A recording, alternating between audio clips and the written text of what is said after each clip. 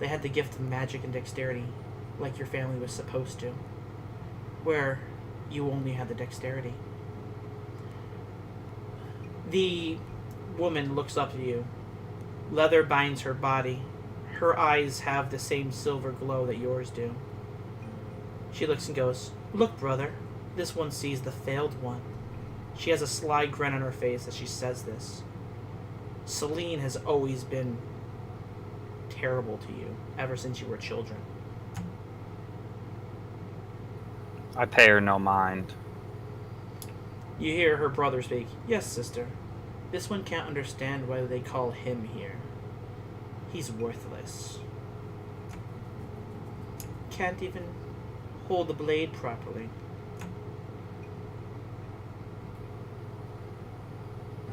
This Lurthus one is a Lord Inquisitor of the Raven Queen, and I suggest you watch your mouth.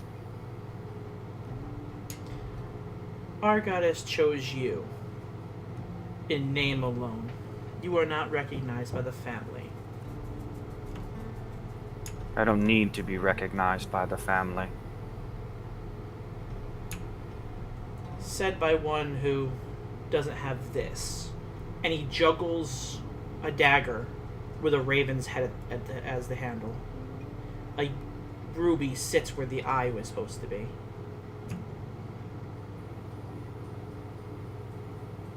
It's not our fault. I reach down and You failed. I touch the silver dagger at my side. I didn't fail at all. I just didn't succeed these families' stupid tests. Now if you'll excuse me, my father, the Lord, has called me. He's called all of us, you fool. Yes, but some are important. And then I walk off. As you say that, you hear the door behind you open. In strodes Erimos. She's exactly as you remember her. Elves don't age very fast. Except her smile. It breaks your heart to see that she is no longer has the smile on her face that she always did. Only sadness lays across her eyes. Her facial features just seem to be just full of woe and sorrow. I take a very lavish bow. Ah, the High Druidess of the Shadowfell. She takes a deep breath, closes her eyes for a second. And Lord Inquisitor, how are you tonight? Well, not used to my new title, that's for sure. Though Sonda's been picking on me about it ever since I got home. How are Sonda and the children? Chipper as always. Apparently Ariel can shadow jaunt now, which is going to be a problem, since she's been trying to stab me with a sewing needle for the past 3 months. Ah, a proper moon whisperer. She'll be good service to the family, that's for sure. She's quick, that one. I'm surprised you're offering her to the family. I have a suspicion that this meeting is either about that, or about you. They do not need me, though they like to keep me chained. Oh, come now, sister. There's enough doom and gloom out those windows for the both of us. I walk up to her and pat her on the shoulder. Now, let's go see what grumpy old father wants. As your hand touches her, she flinches, like a dog who's been beaten. As you two are talking, we're many other members of the family are entering, about 20 to 30 at a time. When they said they called everybody, you're surprised to see it is literally everyone, except for the children and those who did not pass the trial. Everyone carries the silver dagger, including Erimos. What is this all about? have no idea. About 15 minutes pass as you stand there. And that's when you hear him. A man stands at the top of the stairs.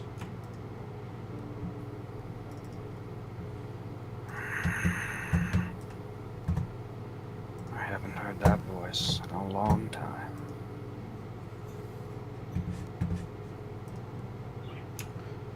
You see a Shadar-kai covered in insignias and spikes.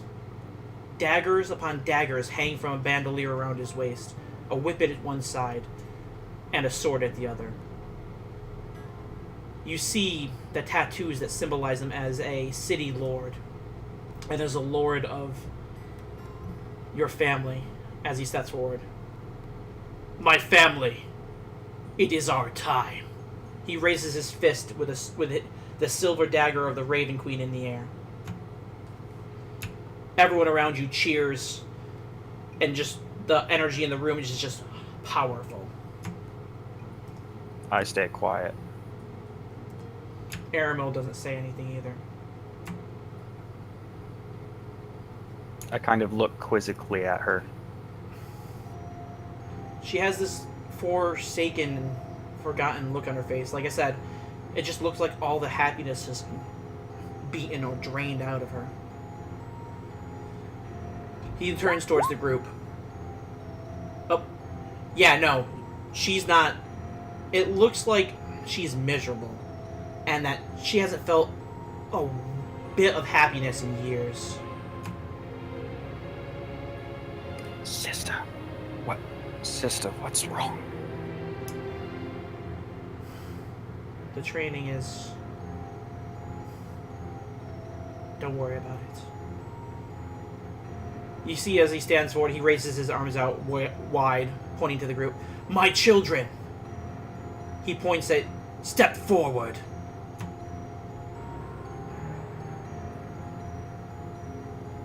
I step forward and I kneel. Erimos does the same. She instinctively walks at the same pace and time as you do. It is as if you are one.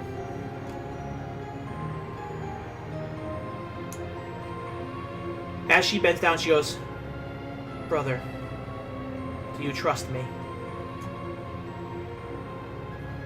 Of course I do, sister. It's you and me, after all. Everybody else doesn't make much sense to me. And I pat the silver dagger at my side. That's not like theirs. You see the first, that sparkle of happiness and the slightest hint of a smile as your father steps down towards you guys. He puts one hand on your shoulder. He goes, My son, though you have not lived to our name and had forsaken us, we did the same to you, but you can redeem yourself now.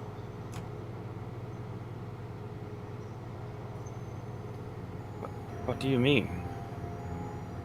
What do you mean, Father?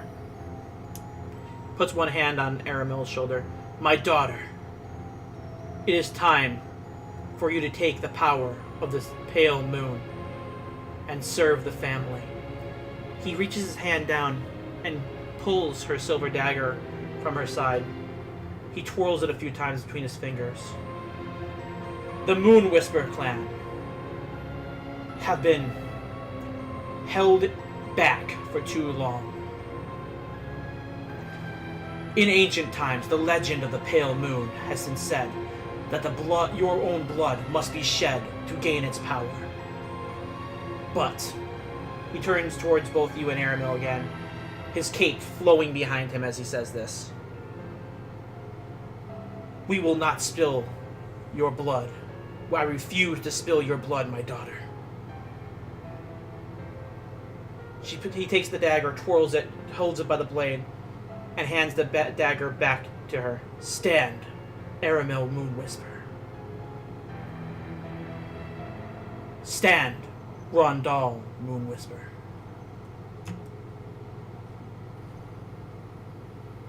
I can see where this is going. I stand. and a tear rolls down my cheek. Rondal, offer your life to her. You share the same blood. Let your blood be the one thing that you have that's worth giving to this family after you have betrayed us for so long.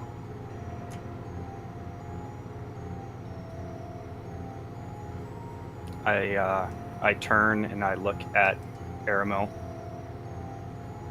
Just promise me, Sonda and the kids. Let's look after them, please. She doesn't meet your eye. She looks down at the dagger. You see her mouth moving as if she's speaking. Make a perception check.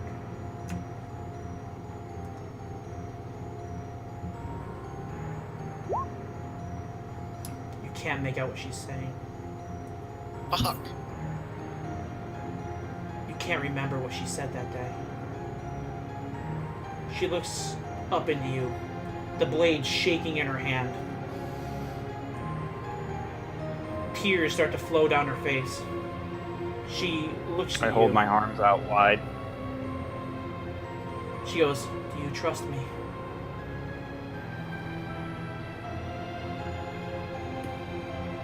Of course I do, sister. Then she closes her eyes. And as she opens them, you see a fierceness in them that you haven't seen in her for years. You remember this when you last spoke to her. When she told you that she feels that the family was going to contain her, and they were going to force her to do things she didn't want to. She turns towards you and goes, "I will break these chains. Now!" You hear in your mind, not out loud, the word duck. I duck. As you do, she swings wide with the dagger. It catches your father's throat. No! Erimos! What have you done? You see the blood, instead of flowing, congeals into a ball. Your father's body starts to wither. And as it does, it flows into the blade in her hand, passing through her arm and into her eyes. Darkness just starts to, like the shadows, everything, all the essence of the Shadowfell itself flows from the ground. The world itself seems to quiver with energy. The ground you are standing on starts to shake as it pours up into her. She's quivering with power. I catch my father as he falls. Alright. As she starts to rise into the air, she opens her eyes. The silver eyes that all Shadowkai have are gone. They look to be pure black. Her veins in her arms pulse with a dark energy. As you hear her talk, you hear not one, but many voices reverberating not just through you, but through the world itself. You hear, "This family cannot hold me any longer." As this all is happening in seconds, as soon as your father got cut, all your relatives drew their weapons and started proceeding forward. I look to all my family. Run! You see her raise her hand out, and she points at one of your cousins, not the twins or the generals. This one was only a street vendor, but appeared to be a street vendor. You knew she was making black market deals for the family behind the government's back. Erimos closes her hand. The woman bursts like a bubble, like a balloon filled to the brim, popping. But as her blood, her life essence, expands outward, she implodes inward into a small orb of swirling black energy. More and more darkness in the room swirl towards her. You can feel the shadow in your body being pulled towards Erimos.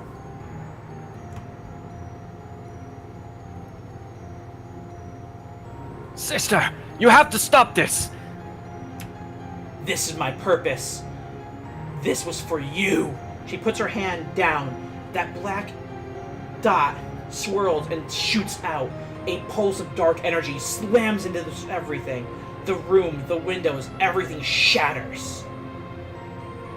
She then turns towards you and goes, "Brother, I will go where they can't find me, where they can't force me." Her eyes turn silver for a moment. A single tear runs down from them. To be this monster. I reach down and I grab the silver dagger and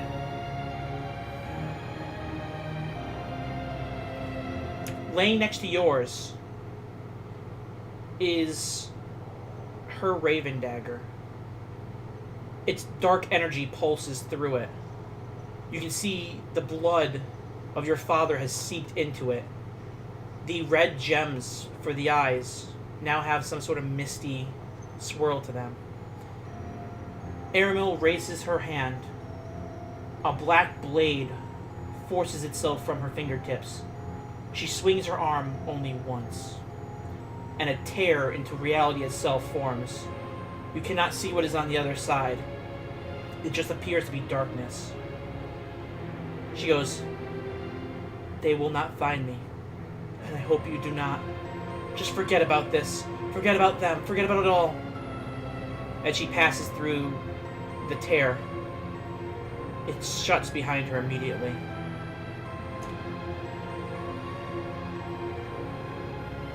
I reach down and I grab her silver dagger. It burns your hand, falls to the ground, leaving a mark of a raven on your hand. The crowd seems to be getting off, shaking off their stupor. You see then a raven land on the top of the stairs.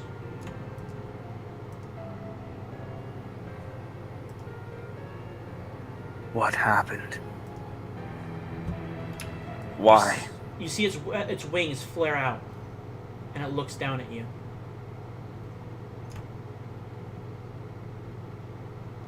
You hear in your head, "Call me, my son."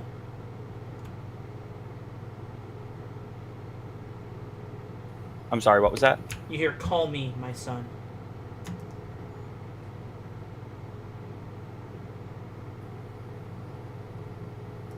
My queen.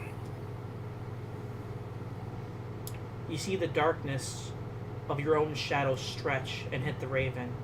It forms into this.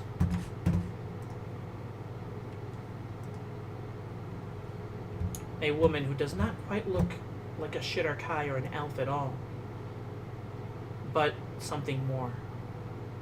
A raven cloak covers her body, and a single raven sits on her shoulder.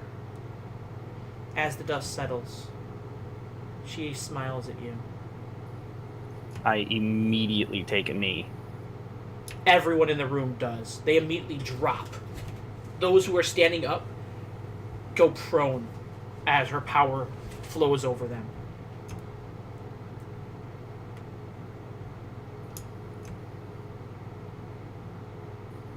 My queen. What do you wish of me? Lord Inquisitor, I have a mission for you.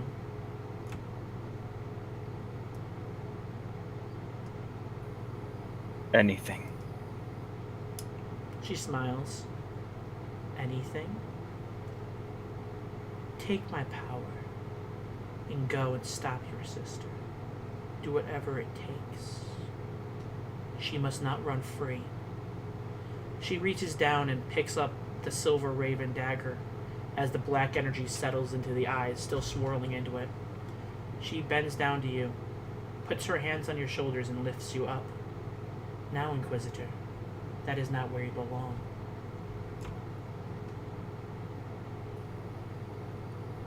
Not where I belong. No, you do not need to kneel, but stand, for I have given you my blessing. She holds out the dagger towards you. You may need this to stop her. I take it. And I replace the dagger on my belt. Yep. The dark energy still swarms around the eyes of the dagger. She looks to her side and goes, Mugen, I want you to accompany him. The raven flies off her shoulder and lands in front of you. In a strange gesture, it bows, tilting its head down and lifting it back up.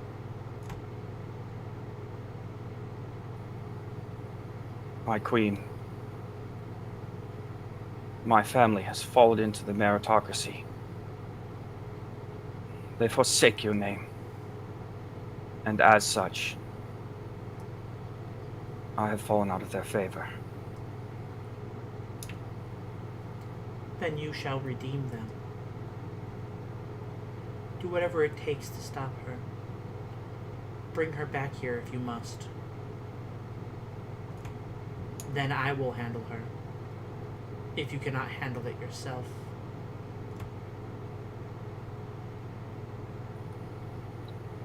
My wife and children. Do you not think I take care of mine? You must go now. For Of course you do, my queen. the time is different between here and there. She takes a feather off of her cloak and swipes it through the air. It forms the same rift that Erimos just traveled through. I understand, my queen. Tell my family I'll be home soon. And I look down at the rest of the bowing family. Perhaps you should think about where you currently are and where this family currently is, and let go of this stupid ideal of a meritocracy before I return and fix it myself. And then I step through the portal. The raven flies behind you. You hear a voice in your head. It is the Raven Queens. Go. Find the Harpers. They are the keepers of the peace of that world. I am loaning you to them.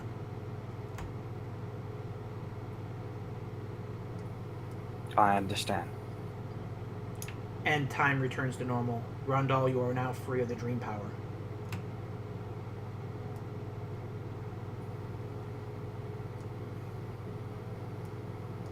Well, I suppose now you all know. Didn't take you as a family man. I am, to be We all truthful, need something to fight for. I'm not quite sure how old my children are now, or how my wife is doing. Time is different between here and there. It feels like 30 years has passed since I left, but I don't know what it means from where I come from. Not a day goes by that I don't think about Oriel and Raymond and Sonda. One way or another, you'll see him again.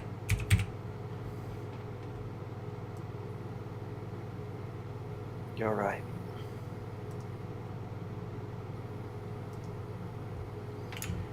The moon goddess bows. That wasn't as bad as you thought, would it be, Rondal? You should trust them more.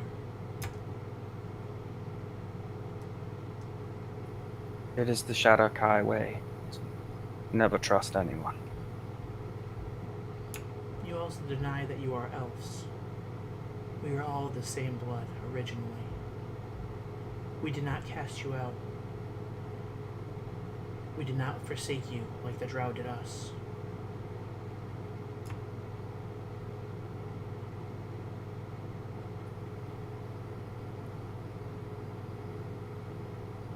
You take advantage of me, my lady. You show me these things, and then pose an argument. Argue with me another time when I'm not thinking about my children. That is fair. She turns towards the brother's dream. Do you remember me? No. You are older than all of them put together. This will tax my power. My daughter, I will be able to give you my gift after this, but you'll most likely not see me for a very long time, until you cleanse that area of the evil that hides within those temples.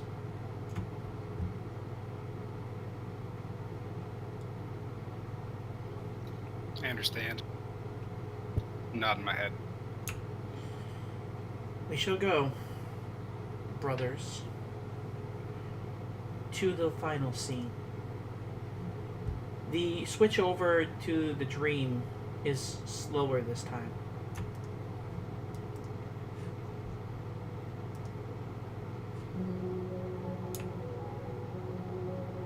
You see a black world. No light, no anything. She turns towards the rest of you. Do you know the origins of the beginning?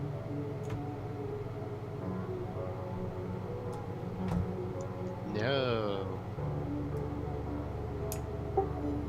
I have a feeling we're about to find out. Before everything existed here, there was but one thing in this world, this universe. Owl. Owl, the one God, the creator, the source of all things. You see a single light appear in the sky. From Owl, energy, darkness, power all exuded. They swirled, they formed. From this, two goddesses were born. You see a being of darkness form and a being of light. Shar and Saloon. The goddess herself bows. She turns into that white light. From that, we created the world of Torinaral. From that, great creatures known as the Primordials were created. She waves her hand over the party. You see Brother's Dream separate. You can see now Cain and Gabriel standing separate.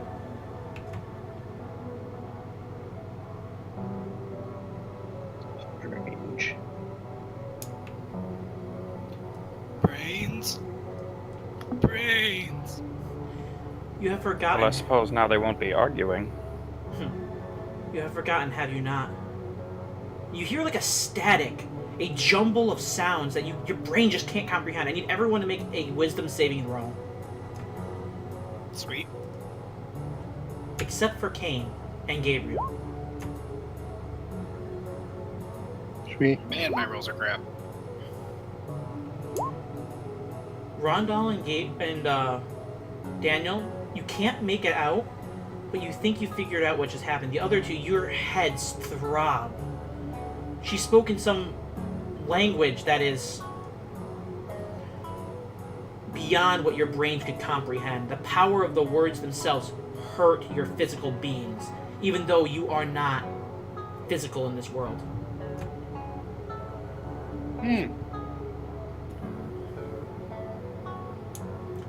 For that is what your real names are.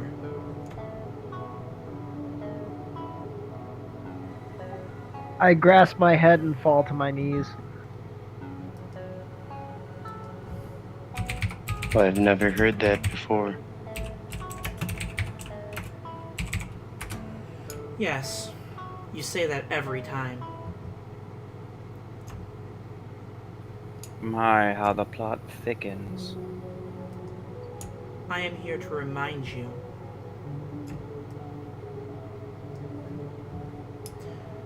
Upon the beginning of Aber Toril, there were the Primordials, and us. Two of the primordials stand before you. A primordial of wrath and a primordial of justice, embodiments of the words themselves. They walked up. You see before you the world of Abertoril form. Now, for anyone who doesn't know, Abertoril is the world that Faerun takes place on. Faerun is but one continent on the world of Abertoril. But something's off. You've never heard it called Abertoril. You've only heard of it called Toriel. Long ago, before the creation itself, 30,000 years ago, before elves, before men, before all of it, the primordials walked upon this world. But me and my sister decided that there needed to be more. We brought life. And you see another being of light start to form. It looks to be... Yeah, it's not. They're not speaking primordial, the language. They're speaking some primal law of the universe itself. Right, that's cool. They're speaking like true speech. Oh, Yeah. crap. Yeah. In this, we decided to bring life to this world, to stand against the darkness that was coming. There, brothers, is where you failed.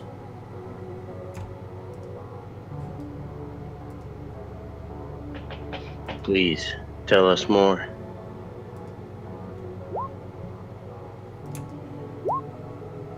Well, we named her Eve, for she was to be the first of everything, the progenitor race. She was our Eve. And stop at that mention of the name. You mean that young girl we saw not too long ago? She is but a shadow of what she used to be. Darkness descended upon this world, not like my sister, but from beyond, from the ethereal planes, from all the planes that were forming. That darkness swarmed to the planet. We gave the primordials one job. We gave justice the job, and wrath the job. All the rest were free to live. You accepted the burden to guard Eve. You see all these creatures standing. You can't make out what they actually look like. They seem to be just concepts and energy themselves. You see the one little girl, the one small one that is the ball of light that is circling around the group in this picture here.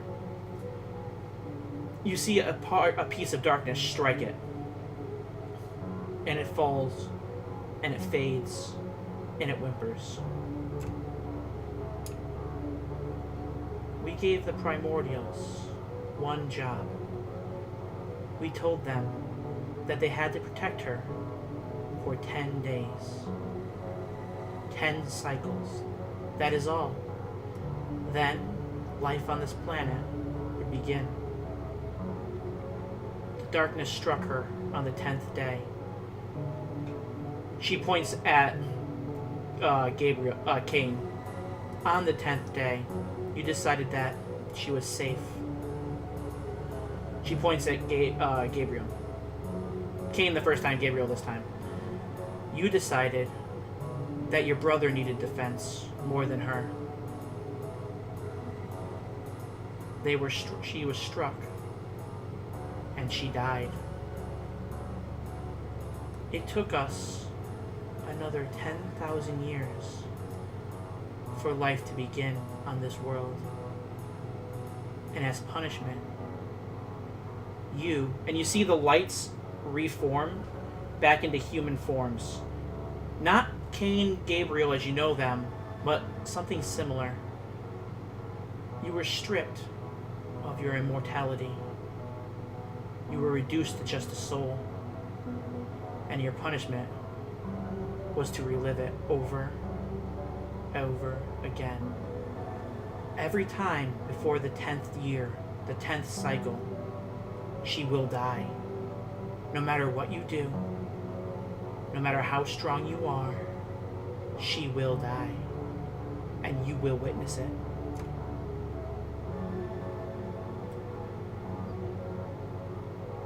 Gabriel steps forward. I can save her. I promised her. You did. That is why you are punished. Until you can find a way to break this cycle. A cycle has been written into the world itself. You will watch as she dies.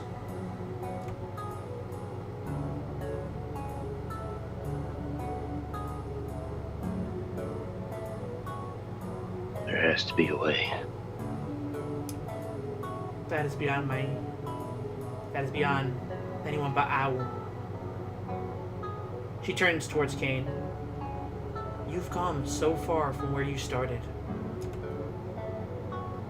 You see around you guys, around all of you, flashes of just two men and a girl. The girl being crushed by a tree as a man who looks strangely like Kane tries to push her out of the way. You see a lightning bolt hit her as he tries again to save her. You see over and over and over again, thousands upon thousands of times, as Kane tries to save the girl. But each time he fails. And each time he starts to back away a little bit further.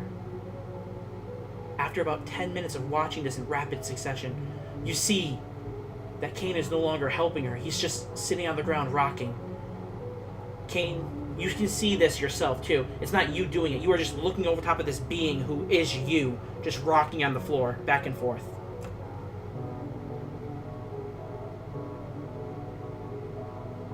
Weakness.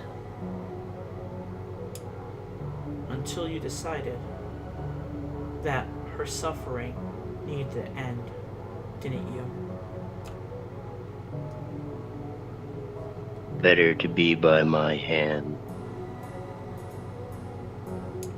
You're not sparing her, you know. You're just causing the cycle to speed up. Even now she's been reborn.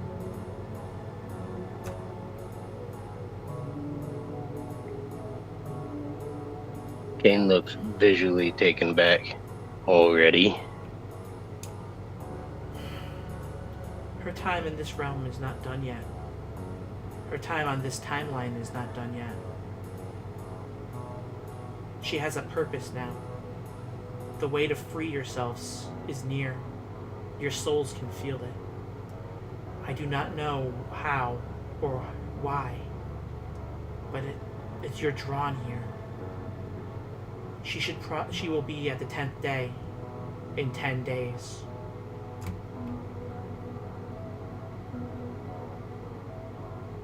Then we must get to her immediately. The goddess turns towards Gabriel to let him kill her again. I will never let that happen again. The goddess drops to a knee. Her body seems to quiver for a second. I cannot hold you asleep anymore. She looks at Poe. Your spell's about to end. Good. Release me.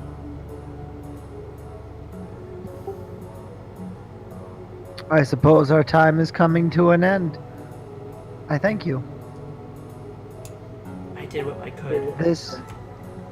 This has been enlightening. My daughter, I will give you something that your heart has desired for many a year. You are born as a furball, but you like to masquerade as an elf.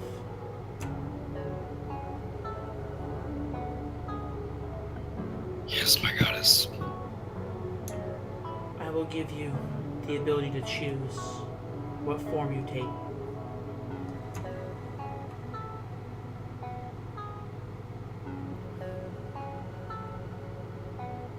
She walks over to you and kisses on your forehead.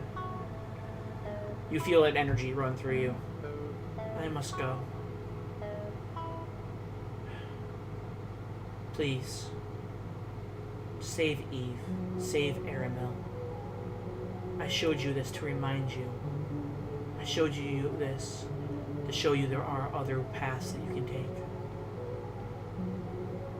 Find them. Find those who are lost. Please go, my seekers. And she fades away. As she starts to fade away, each of you fade away, except for Cain and Gabriel.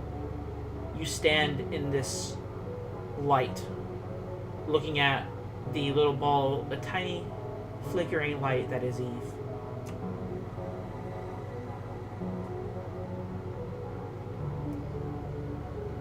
Gabriel would look over towards Cain and be like, "You know what must happen, right?" "What?" "We must be one again. Work together." "Never." "For her."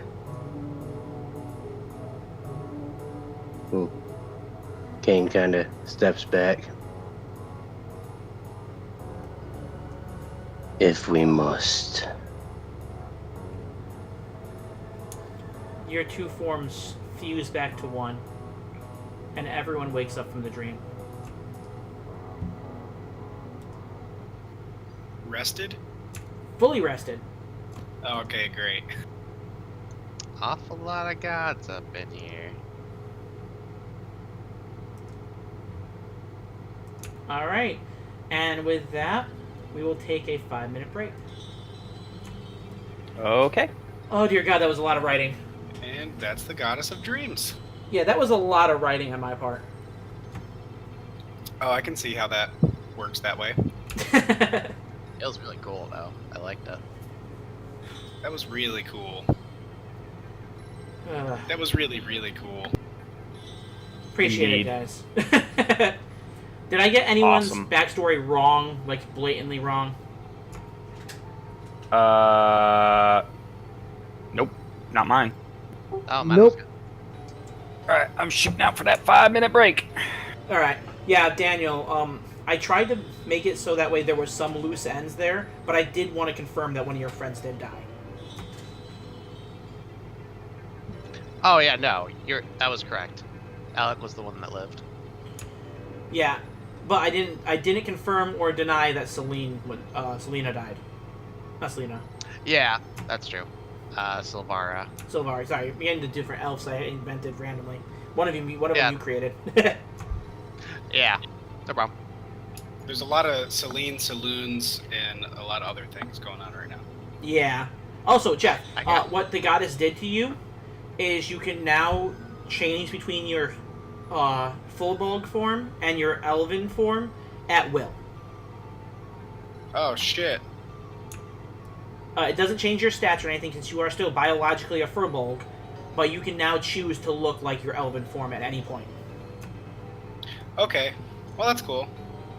So it's kind of like my racial, but I just be it instead of it being an illusion. Yes, exactly. It's not just that, but there's no time limit on it. Okay.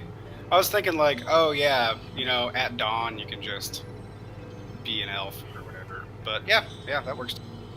Yeah. I didn't want to change your stats, but I just wanted to make it so that way you like to keep your character in that pretty form. Might as well allow you to have that. Yeah, I either like to use my my like once per rest, long or short racial to either be like intimidating or to look really. On a side note, it doesn't change your voice. No, it doesn't. And Poe, I loved all the jokes you threw out there, man. Great jokes. Yeah, I was looking at my list and I was like, I couldn't find the goddamn orc joke. I actually had to jump into my character sheet. That's what took me a minute. That's why I was silent there. That's all right. I'll tell this joke slowly. Yeah. Eh. That was a good one, honestly. Like, I liked all the jokes you threw out there. I'm like, please let him know where I'm going with this.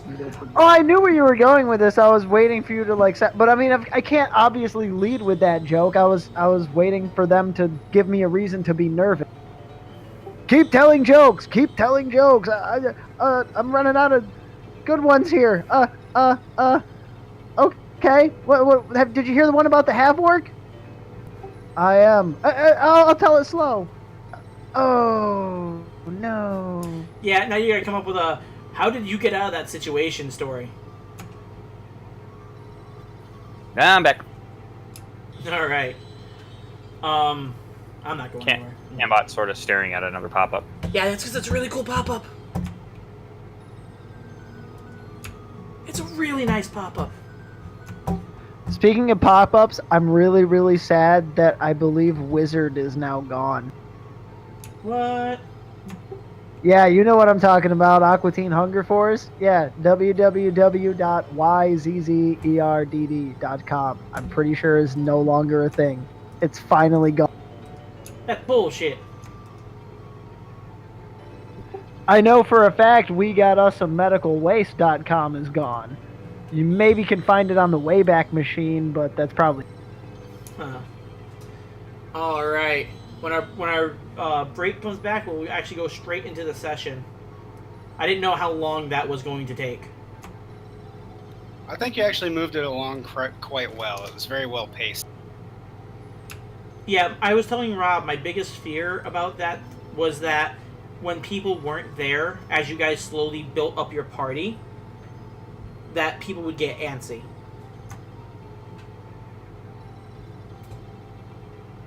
Yeah, it was good having us all actually there because it kept us... Like, if we wanted to interject something to say, we could have. And we're definitely going to have some stuff to talk about when we go back to our session. Oh, yeah. Daniel was a special case, Yeah. like, letting him... Like, she felt bad for Daniel. Like, Rondal, you owned your moment. Daniel was forced into it. Yeah, I think we all are like, oh, Daniel, you're like the superhero. Yeah. Tragic superhero story. Rob, I don't know if you remembered, but that whole scenario is based on the last time we played D&D together in person. No, I don't remember. Tyler ran it. It was 4th edition. And you played a Minotaur barbarian that just broke through everything. Oh, yeah! That's what it was based on. You were Oh, my Dorn. God. Yeah. That's and the guild right. Is the exasperated elf. Oh, my God. Right? I had forgotten all about that character. That was when I built that barbarian that would just... I remember jumping through, like, the second story of a castle or something like that. Yeah. Oh, God. Kane, totally. Sweet. Yeah, me and Ken have been talking for months about the true meaning behind their characters. Yeah, that was awesome. Yeah, that was definitely a curveball there at the end. I was not expecting that. Yeah, I thought it was pretty sweet. Well Gives us done, a lot Curt. more perspective on Kane, too. Yeah, like, he watched horrible things happen to Eve. Like, things I could not legally describe on this stream, because you gotta think about it. She's been reviving and living 10 years of her life for thousands of years, tens of thousands of years. And every time she reaches the age of 10, she dies. In some way, in some form, someone kills her, or something happens to her that she dies. Goddamn meteors.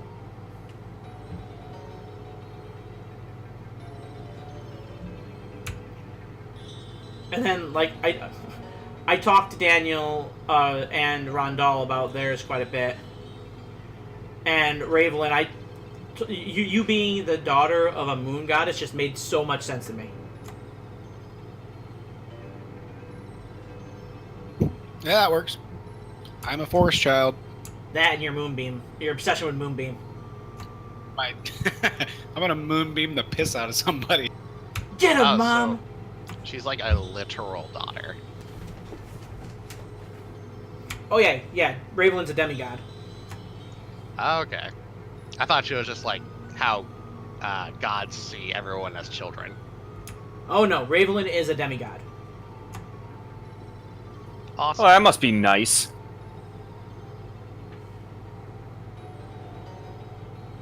So I say, even though we saw those gods, I still do not believe in gods.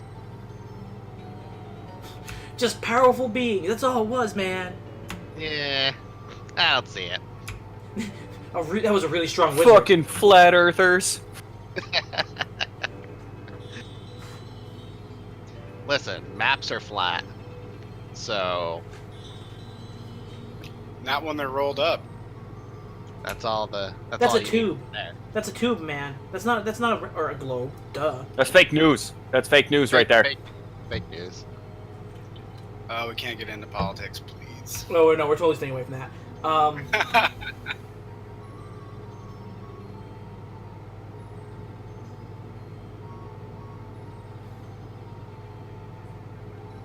I just want to say that I dig my choice of actually, like last year on Black Friday, getting the new keyboard, and this year getting the new mouse. It's awesome. What kind of equipment are you running, sir? Equipment? What you mean? For your mouse and keyboard. I got a Logitech mechanical gaming keyboard, and I got the Corsair Dark Core this year. And last year I also got the Naga headset. The Razer headset. Nice. And You get that headset. I've got 2-in-1 Klipsch speakers and GigaWorks speakers. Yeah, all I have is a Razer Black Widow for my keyboard and the old World of Warcraft Cataclysm mouse. Hey man, that thing's pretty sweet. As long as it's still feeling right for you. All the paint on it is chipping. God damn it. I didn't like the Cataclysm version of the mouse. I liked the original. Alright, is everyone back? Yeah. No, I'm not. Yeah. Alright. I think You buy. I think the only one would probably be Kane. I don't know if he's back. Yeah. All right, word. And Kane perfectly makes sense to me. Sweet. Alright. As you guys awaken, the shield of energy that is Leomin's tiny hut goes down. I'm gonna try out this new ability to like look like an elf because I'm sick. Yep. Your Furbolg form just seems to melt into the elven form. I'm gonna check out my lady parts. Everything looks standard? Okay, because Furbolg boobies are like black girl boobies are all saggy and stuff. And hairy. Oh, well, now you have an elven body. Shit yeah. Sorry. Most Proceed. awkward questions I've ever been asked in D&D. Let's add that one to it.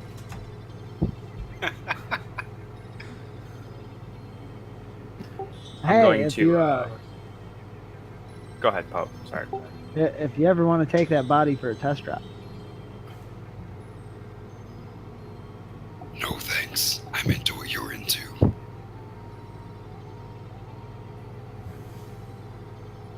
I'm a lesbian, so Rayvelyn. no pickles for me. I hate to ask, but can I have the dagger back? Of course. Rayvelyn and Rondal make a perception check. Hooray. Actually, Poe, you're close enough to see it too. Yeah, I saw it.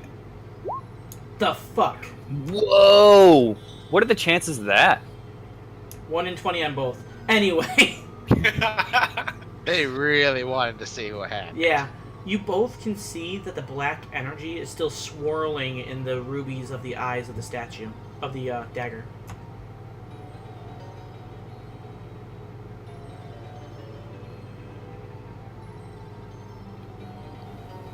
As I take the dagger, I'm just going to stand there and kind of look at it. What you got, Rhonda?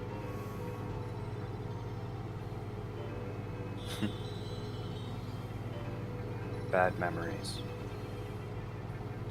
Though it appears we all do. Your children are adorable. Knock it off, Daniel. We have work to do. What do they want for their birthdays? Do elves even have birthdays? I mean, Shatter Kai. Do Shatter Kai have birthdays? Come along.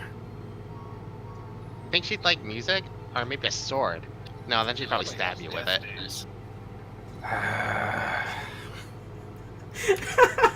This is better than I could have hoped. Does this mean I'm an uncle? Daniel, you're not Shatter Kai. How could you be an uncle? But I can teleport like you. Mass, I still don't know how that works, but He's got you there. whatever. Friendship.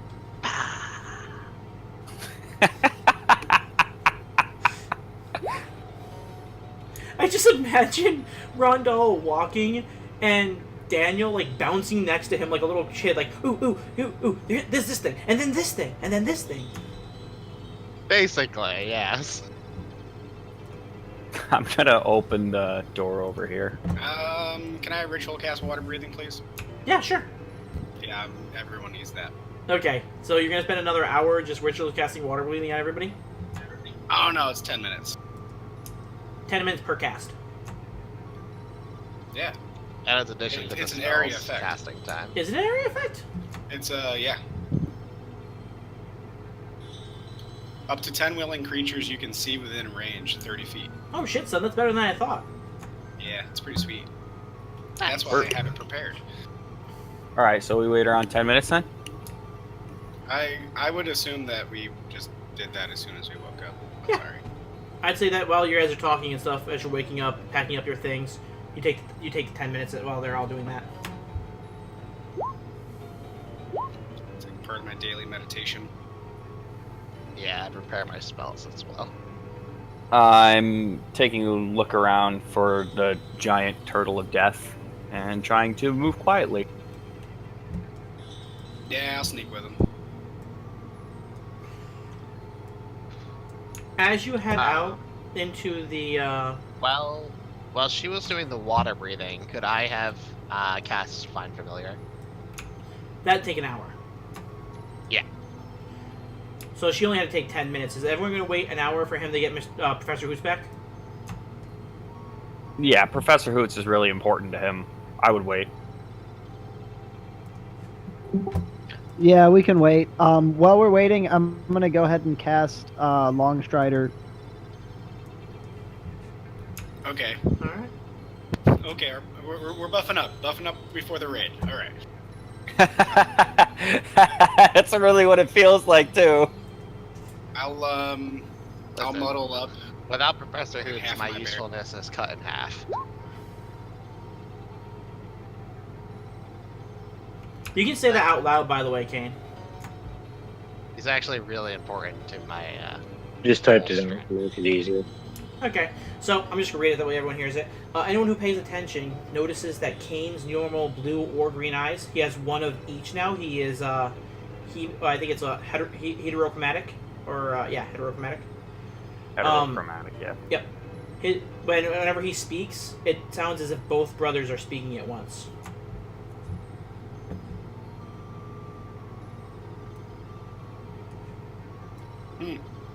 Well, that's new.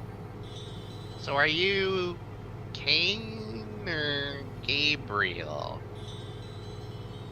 A little of both. Gabriel? Sure. You Or could do you call Do you like Gain Either. better? us. Game does sound better. Call us what you wish. We are now one single dream.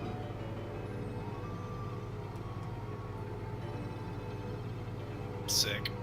I got my owl back. Professor Hoots looks at you and goes, "Never send me to that place again, sir. That was terrible." No problem, Professor Hoots. You can stick with me. Much appreciated, sir. Just so you know, I wanted to cast Longstrider as I'm gonna cast it twice as a level 2 and level 3, so everybody gets the 10-foot. Alright, so everyone has an additional 10 feet of movement. Yay! That's ridiculous for me. Yeah, that puts you at what, 50? 55. I'm at normal people movement. Are That's we a quite blessing ready? for Daniel. Poe and Daniel, are you heading out the door? Yep. Uh, Am I able to move through, or do you have to move me? Yeah. So I kind of moved myself Thank into you. that position, Kurt, so people could. Alright. Yep, and I got the stealth roll from Rondal and Rayvelyn. Perception, you cannot see anyone that's out and about anyway. Rondal, you feel something heavy in your inside part of your breastplate. I reach for it. You find the small silver statue of a raven.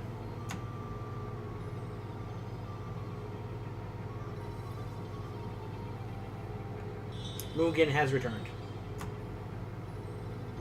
Oh, I thought Mugen was like an onyx statue. Yeah, whatever. Onyx. Oh, okay.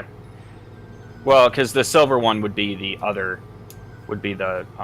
thing I Okay. have. Yeah, we'll just keep it like that. Onyx for Mugen and silver for Hugin. Yep. I smile as I take the figurine. Hello, darkness, my old friend.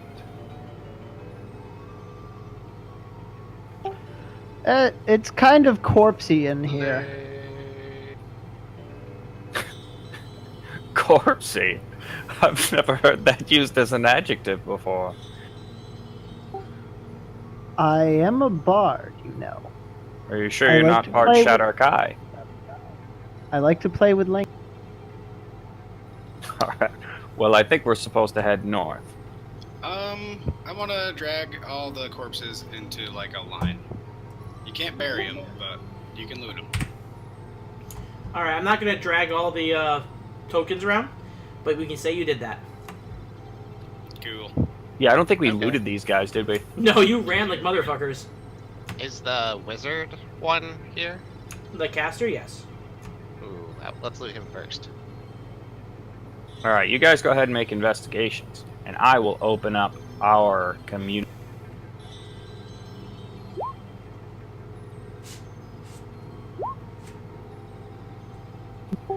If I could Oh. get one You're one supposed good to be roll. looking through their pockets.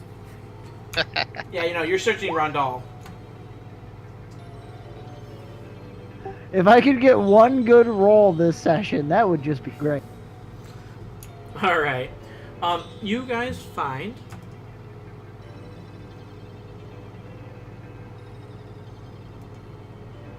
$21 gold pieces. And, let me see here. Who's writing down? I got you. Okay.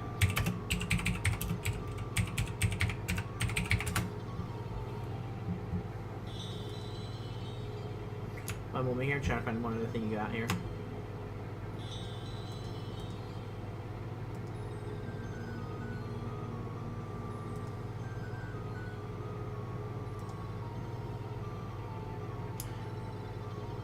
you find... One second. God damn it.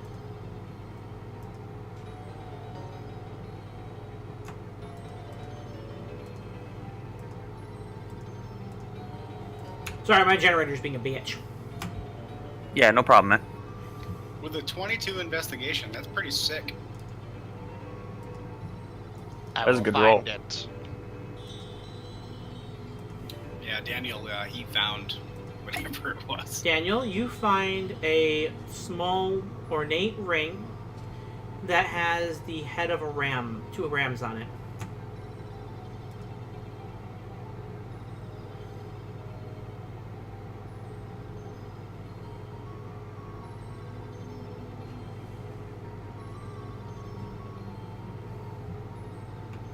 Alright. I wrote that down in community wealth, but if Daniel wants to identify it or keep it himself, I'm gonna eliminate it. I'd like to do a check on it, if that's okay. Sure. Guessing arcane to see if it's magical. Yep, Arcana to see if it's magical. Oh shit, son. Yeah, oh yeah, definitely magical. I found a magic ring. What kind of magic?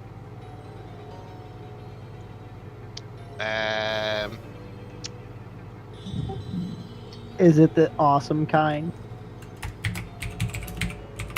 I could figure it out, but it would use one of my spells. No, it could be useful for the upcoming fight. You may as well. Alrighty. I'll cast Identify. Alright. You find this. The Ring of the Ram is an ornate ring forged of hard metal, usually iron or iron alloy. It has the head of a ram as its device. The wearer can command the ring to give forth a ram-like force, manifested by vaguely discernible shapes that resemble the head of a ram or a goat. The force strikes a single target, dealing 1d6 points of damage if 1 charge is expended, 2d6 if 2 charge, 3 if 3 charges, the maximum are used. Treat this as a ranged attack with 50-foot maximum range and no penalty for distance. The force of the blow is considerable. Those hit by it are hit as if they were hit by a bull rush within 30 feet. The ram has a strength of 25 and is treated as a large creature. The ram gains a bonus of +1 if it uses 2 charges, or +2 if it's given 3 charges. In addition to its attack mode, the Ring of the Ram can be used to open doors, as if the wearer had strength 25. If 2 charges were used, you have strength 27, and 3 charges are used, then you have strength 29. The ring originally would have 50. It currently has 40 charges. Awesome. Huh. Do we know if it's attuned or can anyone use it? It's command word, so anyone can use it. Fantastic. We're going with the comedy sense here. The command word is Ba Ram You. Bah, ram you. I'm gonna ask if I can have it since I found it. I don't have a problem with that, but it's been a long time since Kane's had anything to play with. We do not need material items. We have this stick. And he holds up the quarterstaff. Yes. Yes, you do. And many a foe have been felled to that stick. Fair enough. And nothing against the ring, but I think Gabriel can outstrength the ring. Alright, fair. Kane, you want to take a peek at what's ahead? I would love to. Where's the gong? The gong is hanging, well, right here. Oh, yes, because he was scratching the guy's eyeballs out. Yes, he was. Well, the dead raven is. How big is it? It is about 10 feet across. Oh, it's a token! Oh, wait, no, that's the dead body. Yeah, that's the bird. Well, it's not Aw. there anymore, technically. My birdie. That's what I felt. Clear up to these doors.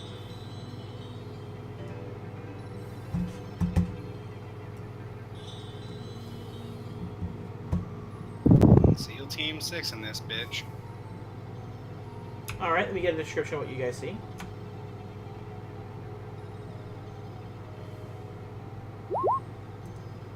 Yeah!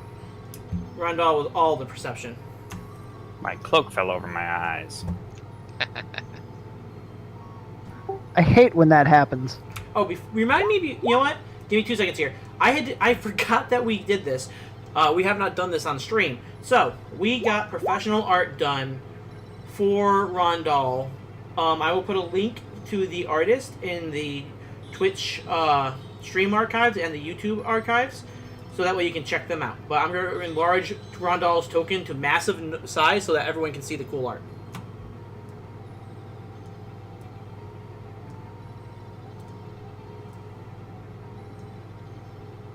Line of sight. If you want, you can upload it onto a handout and then just share the handout. That works too. That works probably better. Get out of the wall. I recently started using. Way to think outside the box, Daniel. You know, I'm not even in a box. I created like thousands of handouts for this fucking session, and that never occurred to me. Way to think within the box, Curt. I like boxes. Boxes are safe. Kurt's a cat. Possibly. If I feats, I seats. What's in the box?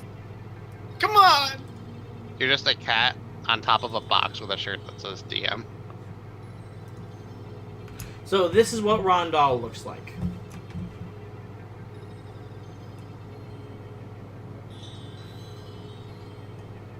Ooh, the raven symbol is really detailed. Yeah, you can't see it. Let me see if I can zoom in here. If you look really closely on his left arm, you can see that there is another, like, completely different raven symbol drawn in silver on his arm guard. Yeah, I can see it. Nice. All right, now that we've done that and paid respects to the art, let's continue forward, gentlemen. Let me see. All right. A 20-foot wide moat sits in front of you. You see what looks to be a solid door standing in front of you. 2 doors that seem to slide open. What are the doors made out of? As all doors in this place, they are made of stone. So, Seekers, we could do this one of 2 ways. We could be stealthy, or we could do it like we normally do and bash the damn door down and kill everyone inside. I have a full description for this. A stone bridge crosses over the canal 15 feet above the water level here. Steps on the south side of the canal climb up the bridge, which leads to a set of double doors. Painted on the doors is a large symbol. West and east of the bridge, and level with it, culverts carved in the shape of huge yawning dwarfs' faces discharge streams of water into the canal. The small waterfalls make a lot of noise in the vicinity of the bridge. A hallway leads south from the quarry to the southern side of the canal.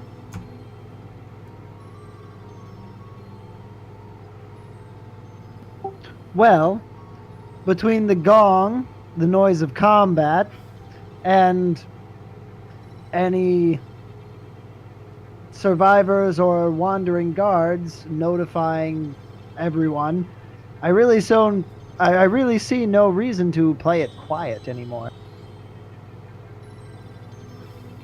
If it ain't broke, don't fix it.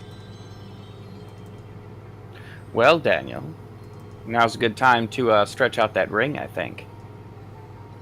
So, let's give him something worth fixing.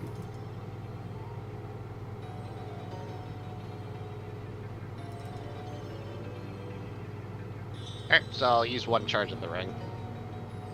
Alright, so strength check at 25. I believe that is 20 would be plus 4. Wait, 20 is plus 5, isn't it?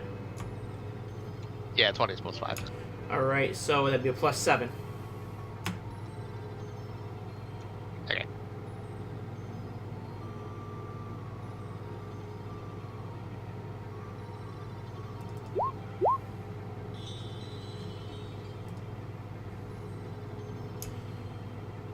Alright, it slams into the door.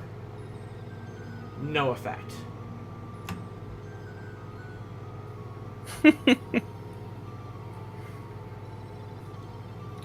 Suppose we should open it normally then. I was hoping for a dramatic entrance.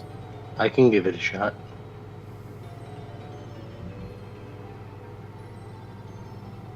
After you, brothers.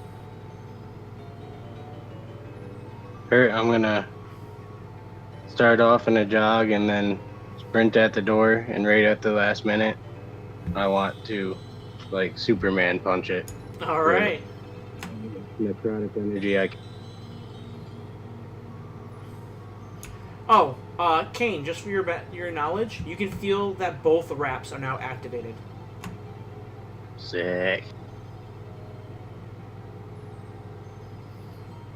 As your foot connects with the door, I need you to make your roll. I believe he said Superman punch, not kick. Well, oh no, alright. As your fist slams into the door, the symbol on it starts to glow rapidly. I need everyone who's on the bridge or one space away from the bridge. So Rondal, Daniel, technically Professor Hoots, need to make a dexterity saving throw along with Kane.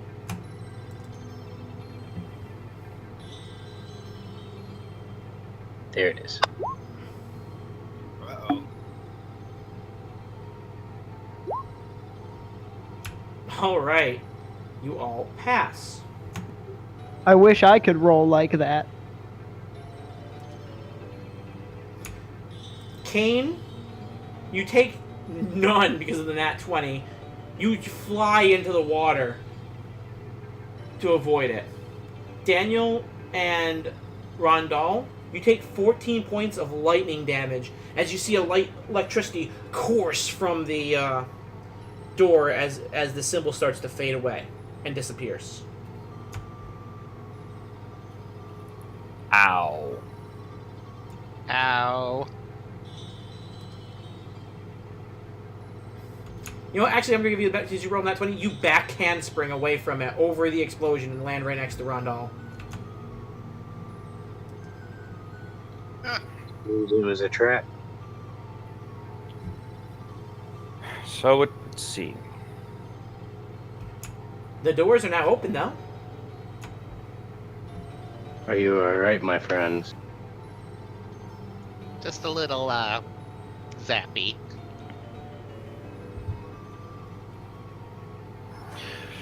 Let's get going. Someone else go first this time. Got it. Yeah, I'll move in. Alright. As you enter the door, you see that there are bows pointed at you. Oh, Everyone please. needs to roll initiative. All right. Oh. I think the 14 is the highest I've rolled tonight. Woo! Too bad you didn't click your token. Yeah, did you not see our conversation? I said I was going to do that on purpose. I should make you re-roll that just for the fucking sake of it. You know what? I'll re-roll that. Let me re-roll a nat 20. Ooh, those are my important rolls, by the way. Wow. Perfect. That's Killing clutch. it. Yeah, The I'll luck take, wizard strikes I'll- again. I'll That's take the already back 15 over pocket. the 4. Alright, so I'm going to remind myself, and from now on, I'm going to roll once for each type of enemy. Oh. makes sense. Because me rolling for every single enemy when we are in combat with 20 enemies, I'm done doing that. If you're gonna do that, make a separate token and keep it off to the side. So that way if that token dies, you don't lose the initiative. Fair enough. I ran into that problem once. Well, I don't normally gonna delete remember my that. tokens when they die. I just put an X on them so that the way that they're still good.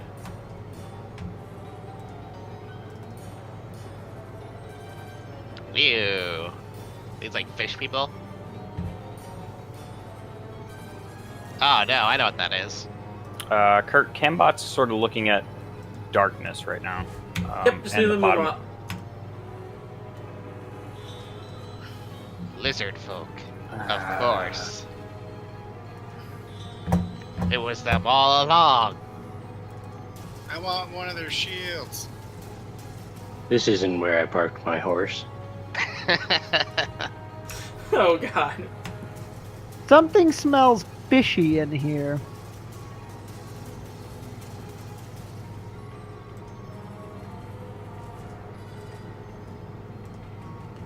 The large creature stands at the back of the room.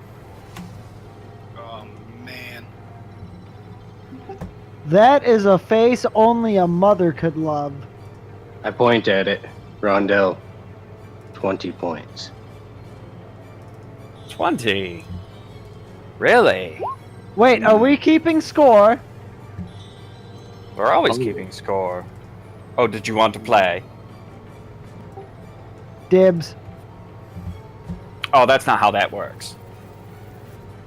It's whoever gets the killing blow. I only need one attack. We shall see.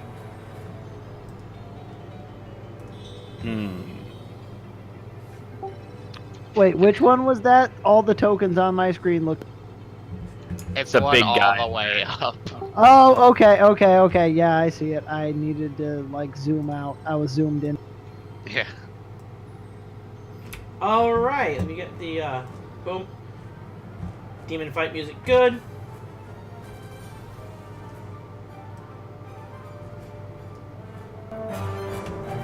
Alright.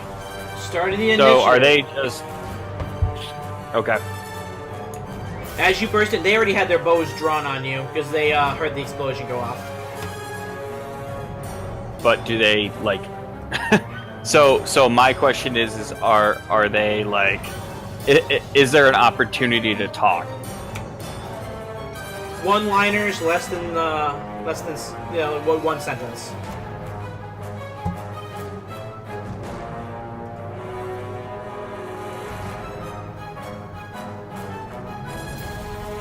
Bah ram you. It's a command word. That will go off on your turn, Daniel. That was brilliant. I pulled magical stuff. I love it. Where? Daniel just holds out his fist and says, "Bah ram you."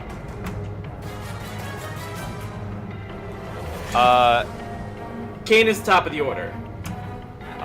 With my one sentence, we come to seek the wisdom of all Hydra, the endless anguish, her opalescent eyes. The lizard folk lowered their weapons for a second. Then you see the large creature in their back start to speak. Does anyone here speak Abyssal?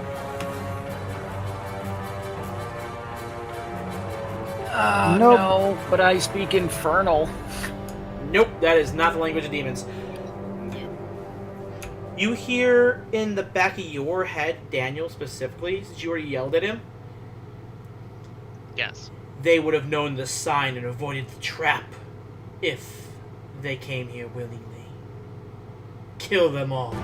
And the wizard folk all raise their bows back up again.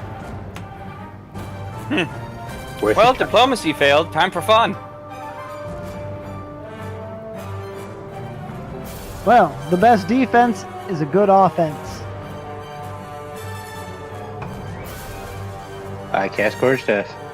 Alright, let's do this, boys.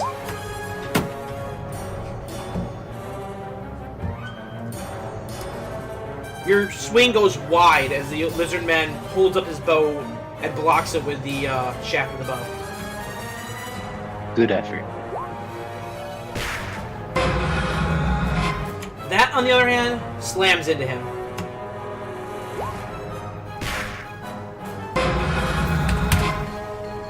Kane, you start the combat with 5 temporary HP. Because Gabriel. Right.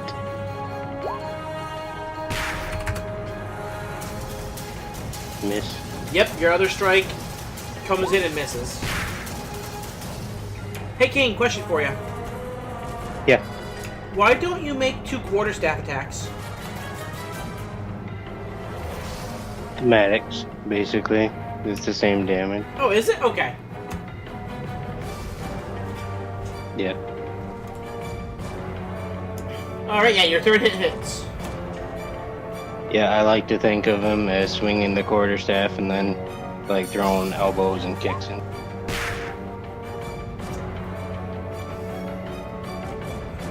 The back of your elbow slaps the lizard man across his scaly skin.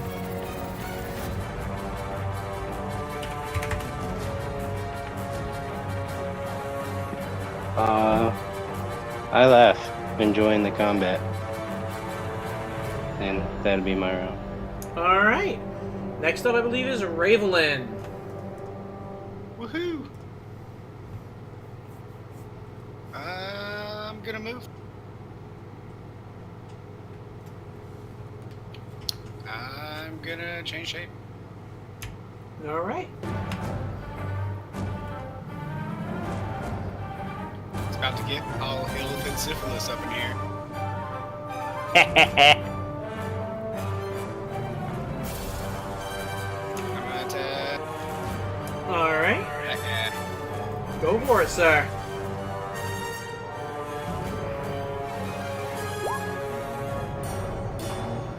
A 20 hits.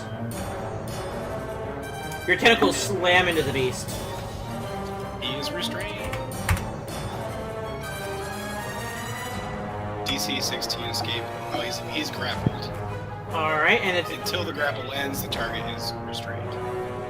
Okay, what is the check on that? DC 16. Strength or dexterity? It's grappled, so I don't know. Alright, so it's strength or dexterity then. Okay, cool. That's it. Alright. Podulustrus, you're up.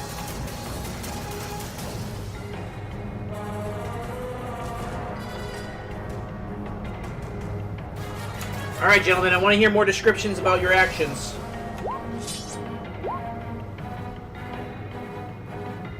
The first strike hits, the other 2 do not. Okay, I'm basically just charging in a straight line because I want the big boy. And I will kill anything that gets in my way, even if I only hit. Alright. Oh, as you rush forward, your blades are twirling. You slash across its gut once. Did I at least look cool doing it? Of course. What good bard wouldn't? That's all that matters. Nah. Daniel, you're up. You won't be saying meh when I get that 20 point. Can you move me into the room? Oh shit, I forgot you were the only one who was on the other side. I was like, wait, why am I not moving?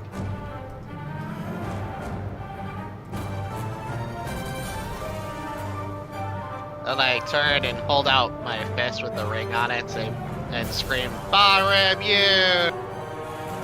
Who are you targeting?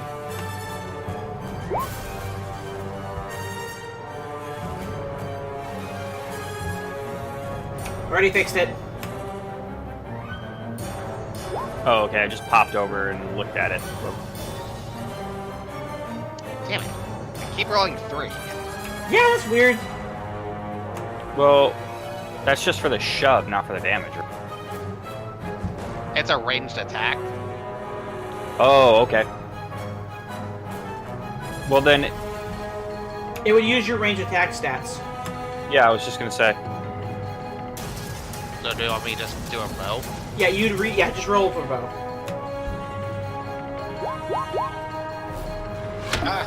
I'll take it. Alright, so ping which one you hit with again? And how many, wait, before you roll, how many charges are you spending? I was gonna expend the rest of them, so 2. You can spend up to 3. I already Yeah, spent there's- 1 trying to open the door. It has 40 Right, there's charges. 40 charges in that thing. Yeah, it's per round. Yeah. Per round. Yeah, you only spend 3 per round.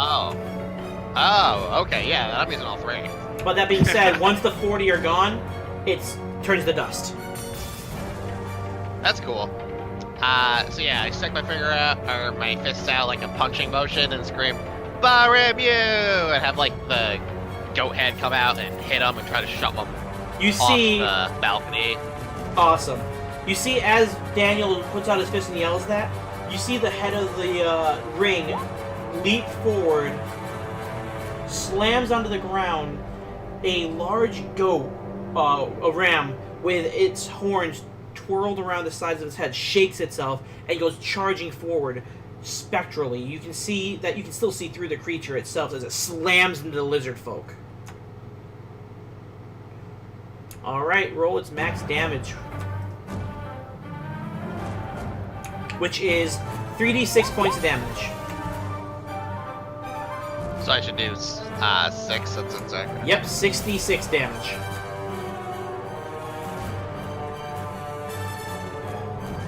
It's like sneak attack status. I'll re-roll the 1. Alright.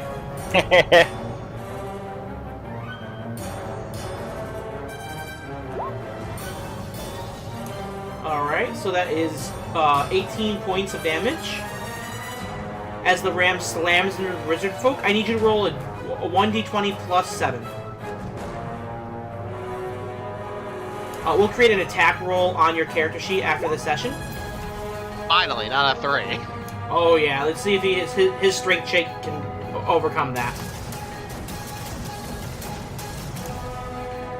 As the ram slams into the lizard folk, he goes flying over the edge into the water. Sweet. Bonus action, I'm going to give Sir Malard the help action. And Professor Hoots will give Rondal the bonus act, or the help. Alright. As the lizard man goes flying, by the way, you can see like there's a dent in its chest. Its ribs are broken from where the ram slammed into it. Look, Gabriel, I can do what you can do. Splendid. Now finish it.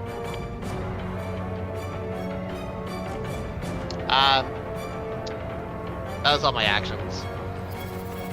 Alright. The frog creature raises its arms in the air. You hear some croaking noises come from its mouth real quick. Oh God, please don't summon more. I think he's coming on to me. Oh. That's obviously what it is. He looks just your type. Did it all of a sudden get like crazy long eyelashes? All anime style. Won't Like you fake love me, bubbles in the Kane background. Senpai? Notice me, senpai!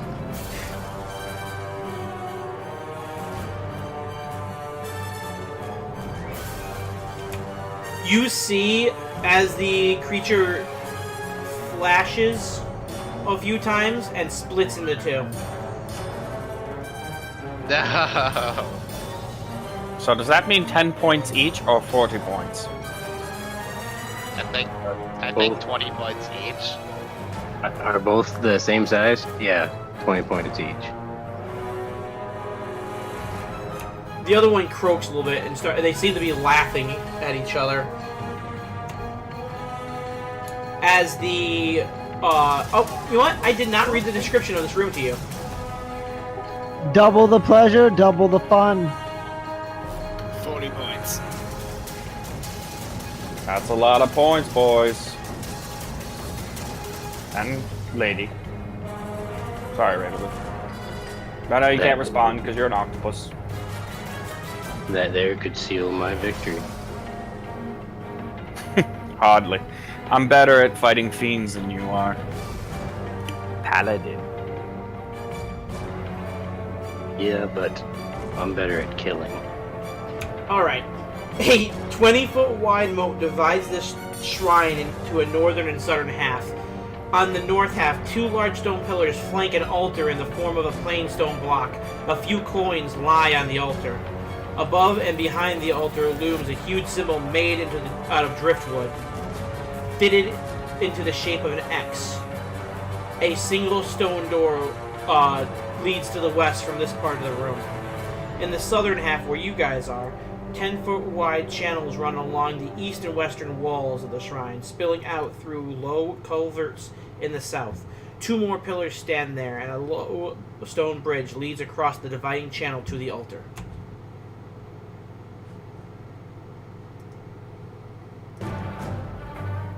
Alright, the first creature is done doing what it has to do. The second creature runs forward, pushing one of the lizard folk out of its way.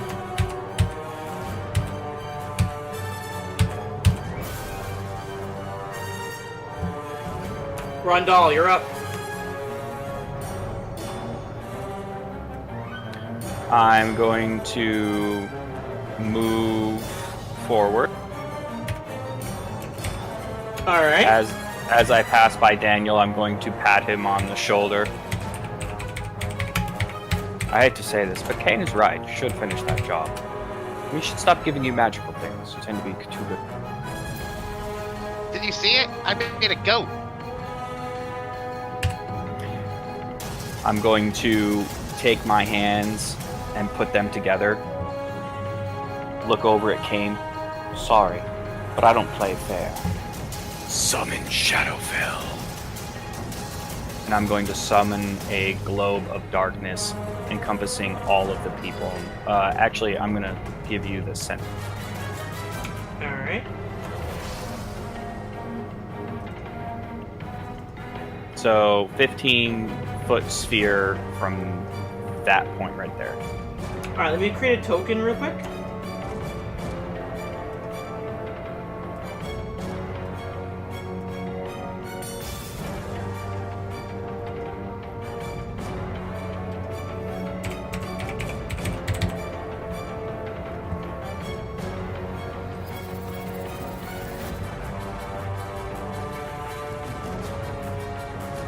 Alright, now tell me where to put this token. Ping one more time.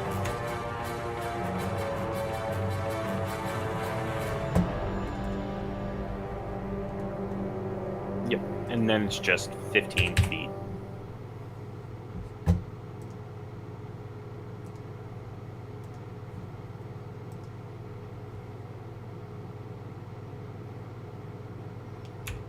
There you go. I'm going to take Mugen out of my breastplate. Alright. Wake him up. The bird now sits resting in your hand. Do you guys remember that feather the Raven Queen had? Yes. I have a little something to show you. Mugen. Summon the sword. Vitrex. Mugen nods, spreads its wings. Its left wing extends forward, growing large, as its other wing wraps around its body, becoming the handle of an immense blade that Rondal is now holding.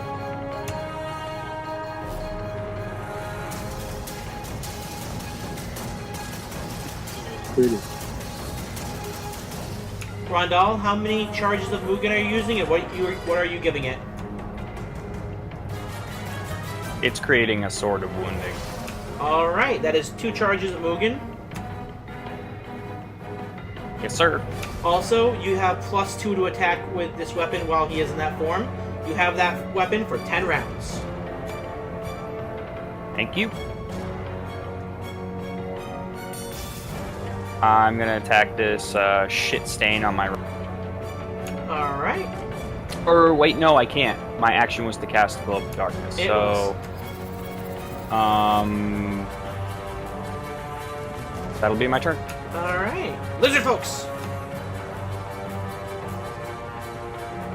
Did they roll all ones? Remember, I'm only rolling once for the group of enemy. Yeah, that's cool. But they all rolled a 1. Technically, yes. Fuck 'em up.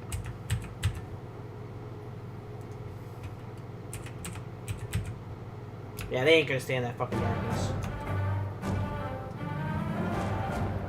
No, but they're not supposed to. Alright. The ones on the sides pull out javelins and huck them at you. The one on the left will be aiming at Kane. The one on the right will be aiming at Rayvelyn.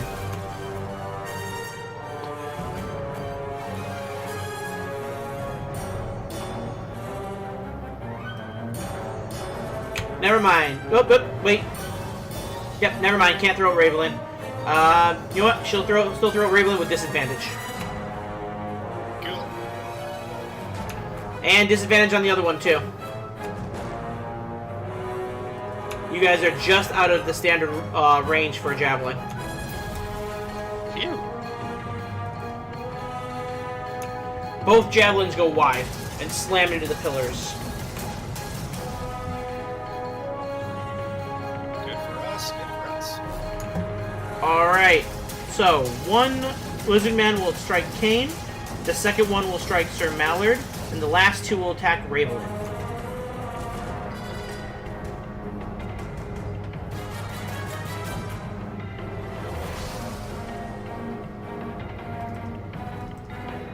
Kane, your effective AC is what right now? 13? 13.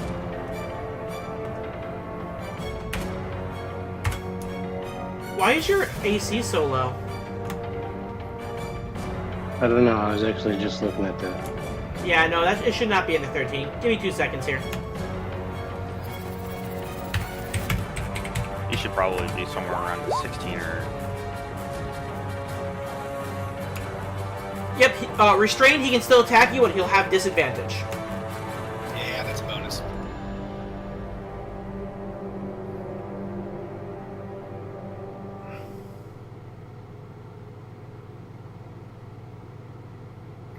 Alright, it's 10 plus, what's your dex modifier, Kane?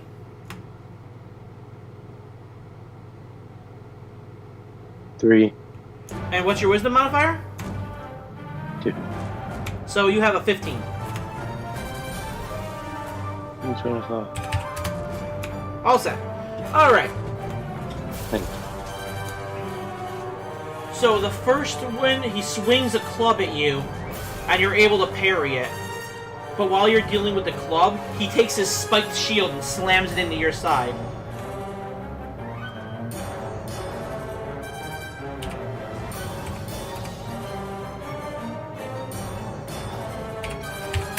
Dealing you 8 points of damage.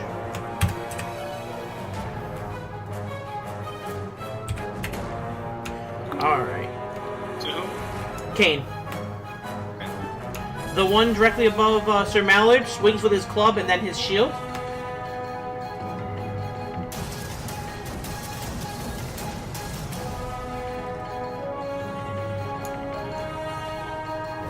Both attacks are easily parried by your blade, Sir Malard.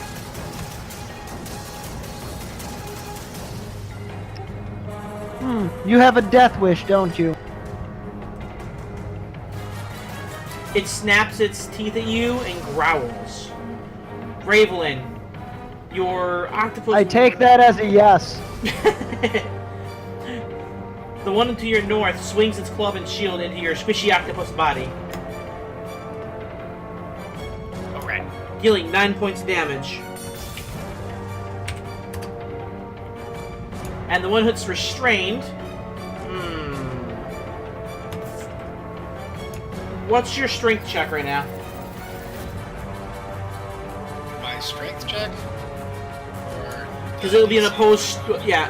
What's the DC for a grapple? Is currently what? The DC for the tentacle is 16. Yeah, he's gonna attempt it. I would like to do opposed, but it's already in the tentacle. Okay, cool. Whew. All right. He's able to pull out of your tentacles, but that ends his turn. Okay. And that is all the lizard men. We are now back up to. Well, wait. This one swims back to the shore, panting and not feeling too good.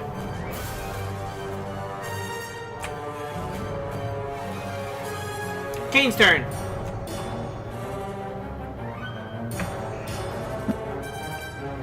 Didn't you say we were like 15 feet above the water? Back at the bridge, you were 15 feet above the water. Oh, okay. Apologies.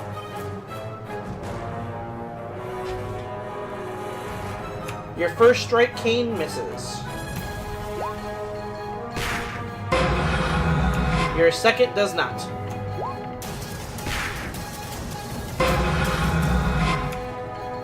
How do you want to drain the life from this lizard man?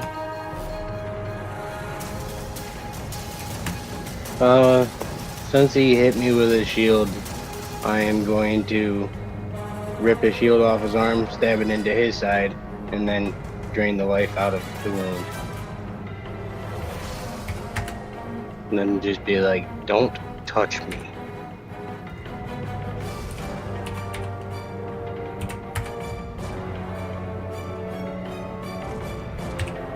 I have to admit, I like it when you two are working together. So do we. Kane, the white wrap on your arm glows as you are healed but with your temporary HP, and as you drain his soul, your muscles bulge slightly stronger. You are currently at 13 temporary HP. Sweet. Get swole, bro. Hey man, you met the story requirement to have both sides of the wraps activated. Filling up those muscle bellies. Well, in that case, I will continue my attack. Yes, sir.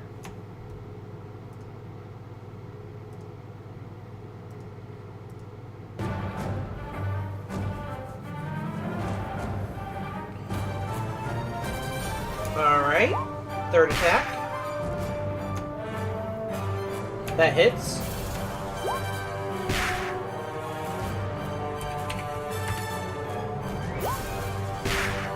Are you spending a key point for the fourth attack? Yeah. Okay. And this fourth attack misses. Okay. Alright. Any bonus act? Oh, you did your bonus move, but... Oh, good. Rayvelyn.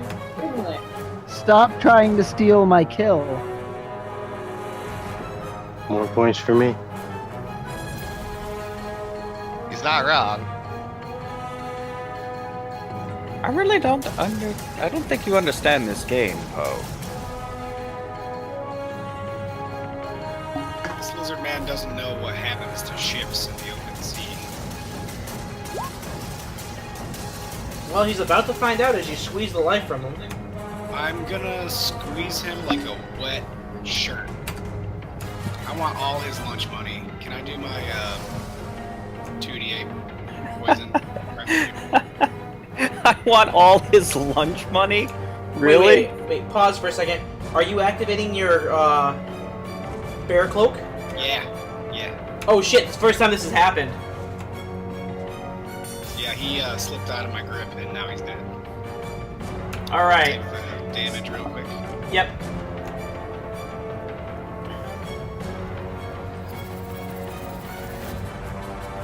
this is the first time that Rayvelyn has actually used this.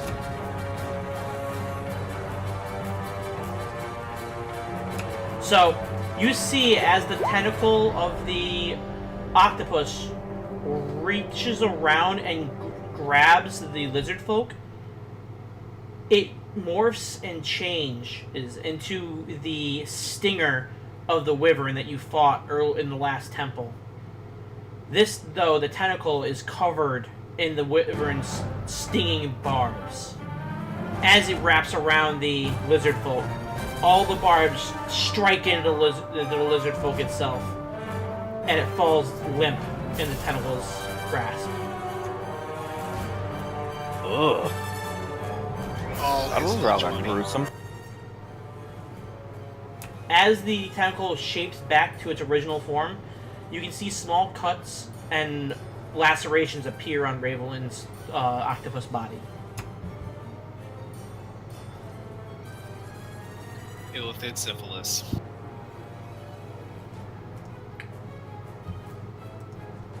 The new ability of the cloak is Rayvelyn can take damage to deal additional damage. Nice. Word. Sir Poe, Yeah, I'm hitting this thing in front of me. yeah, I assumed so, but make sure you roll each attack individually, just in case you do kill it. Now, were you doing a luck roll? Remember your first. No, Your first attack I'm had sorry. advantage. Oh, I'm assuming. Daniel's Does right. a 15 hit? A 15 hits. Well, then that's the damage for the first attack. See, this is why I said make sure we roll one attack at a time, because he's dead. The second attack doesn't make a difference. The only reason it does matter is because you can now move and attack another target.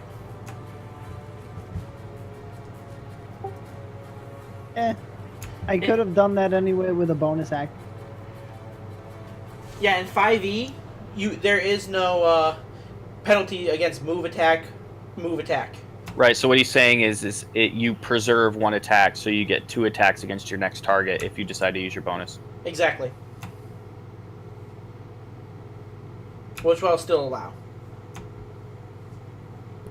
Well, my bonus action I was already going to use to heal Rayvelyn, so I guess the second attack against this one on my right, if you'll... Alright.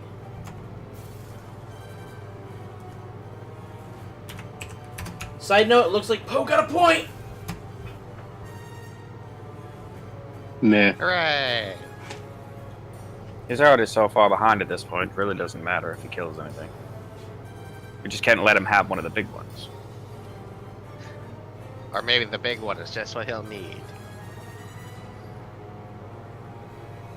And it takes I'm 6 doing my damage. bonus action for Healing Word. I'm just trying to decide real quick on what level I want to cast. Who are you healing wording? You just took damage, did you not? Just do a medical on me. Actually, Knowledge Arcana. Yeah, something.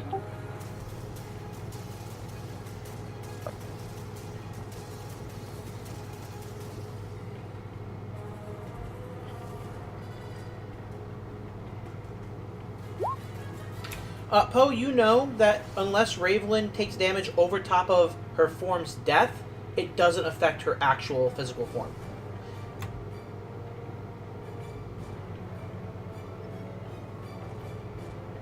So healing her beast forms is kind of pointless. Unless they're low on health.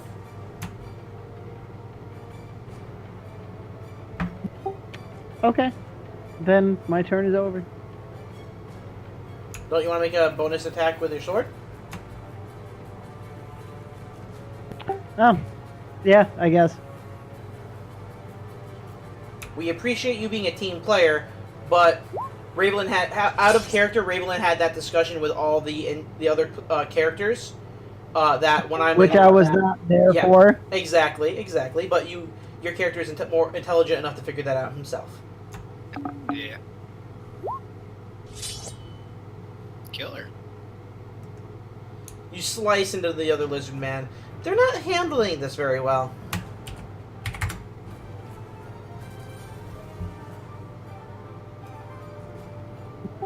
And that is it for me. Alright. Daniel! Professor Hoots will use the help action on me to give me advantage. Gasp! And I'm going to shoot the one that I shot off the spout. Alright. No one's around it, so I have to get my sneak attack damage somehow. Fair enough. You hit.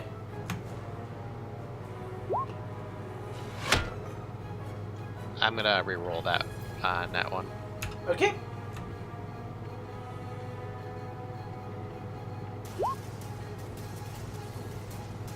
Alright. So 7 plus 6, it is dead. So Daniel runs forward and takes a side glance and shoots sideways and hits the lizard man. Square in the throat. Extra points for Flair.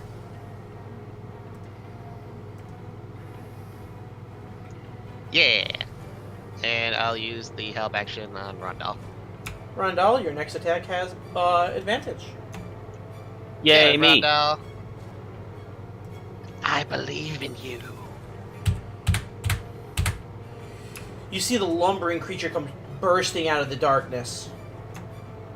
Yes, homie.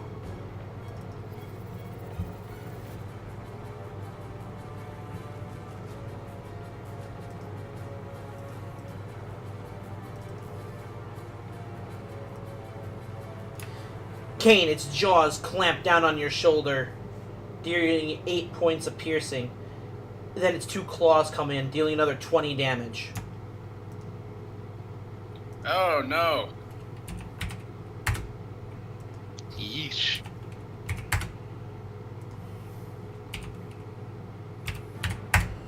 It licks its lips as it tastes your blood in its mouth.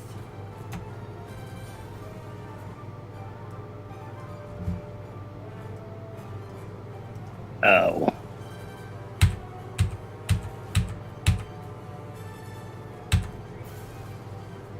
You can see it sniffing the air around it.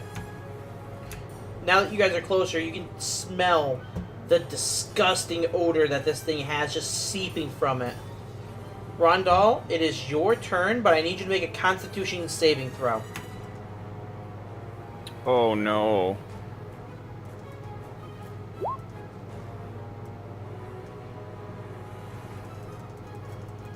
Icky. Rondal, you are poisoned.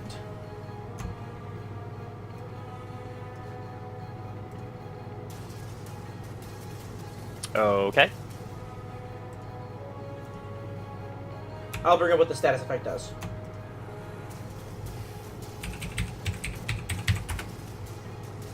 Alright. You're immune to diseases, not poison. Yep, I know. You have disadvantage on attack rolls and ability checks, that's all.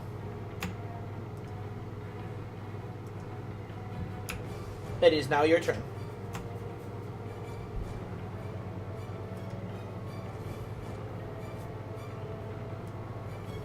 I'm going to move to there. Alrighty.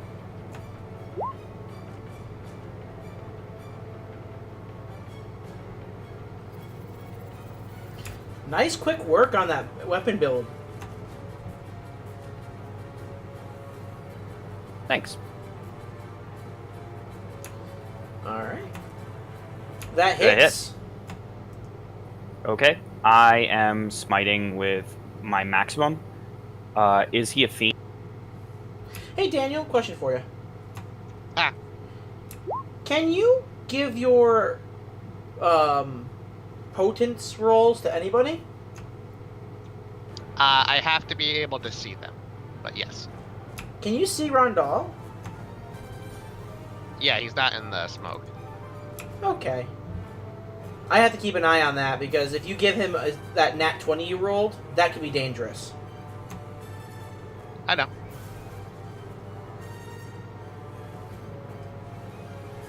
Alright. 8 points of damage from the slash. Nope. There's my smite damage. If he's a fiend, he takes an additional d8. He is a fiend. And this weapon counts as magical now. Oh, son of a bitch. Hooray! So, 24 radiant and 8 slashing. necrotic, but yeah. It's radiant. Oh, yeah. I forgot you don't actually make a choice, just thematic. Yeah, thematically it's black energy, but it's still radiant damage.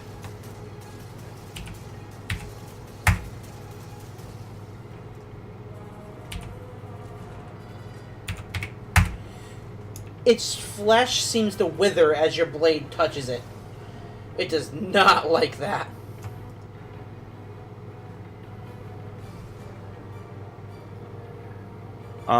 Bonus action, cast Shield of Faith on my... Alright. I was going to say, are you spending spell points, sir? Spell points for what? I was wondering if you were gonna cast something with your offhand. Oh, no. I could, but I'd rather not. Well, yeah, hold person won't work on this thing. Alright. Plus 2 AC for the duration of the spell. Nice. Goody gosh. Alright, lizard folks. Well, folk. There's only one left. There's a 2 in the back. After that attack, I turn to my right and look at Daniel. Well, they're all lined up for you. And I look at the ring. The demon looks at you, and then looks at the ring, and just shakes its head.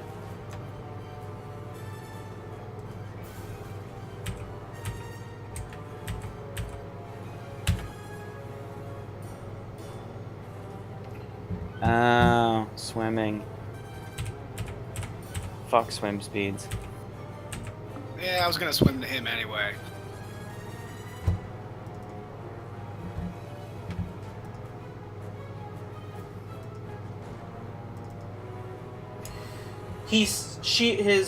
You whip around after hitting the demon, and you just in time to raise your shield up and block the club. It swings in its shield, and you parry it with your blade.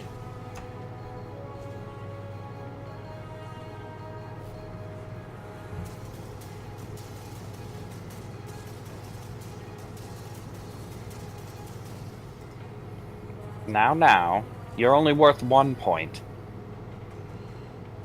Poe, you are able to jam your sword in the way as its club comes down towards you, and are able to kick the shield out of the lizard man's out of the way as the lizard man swings it at you.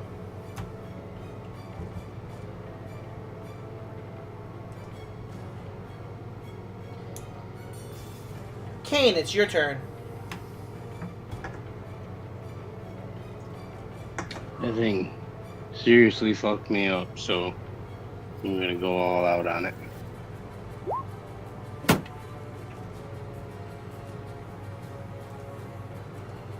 Your staff swings low, and unfortunately it catches it for a moment and then throws it back at you. Fucker. Shit. You can't seem to pierce its scales. Well, goddamn. Never seen that happen before. Yeah, that rarely happens. Your white wrap blares with energy as you regain some of your health. Mr. DM, sir, Yes, sir. can I make the argument that that particular creature is still in the darkness, thus still blind? One moment.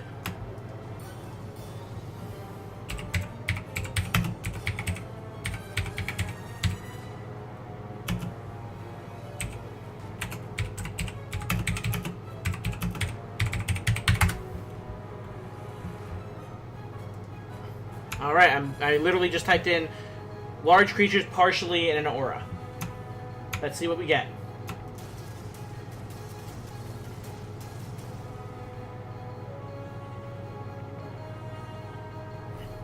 If at least half the creature is in the aura, then he is still affected. He is still under the effects.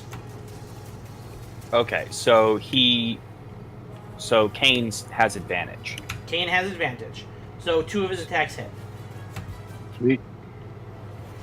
Remember, Rapsacin, how it works is you're not rolling for the Rapsacin themselves. It's the first unarmed strike you hit with.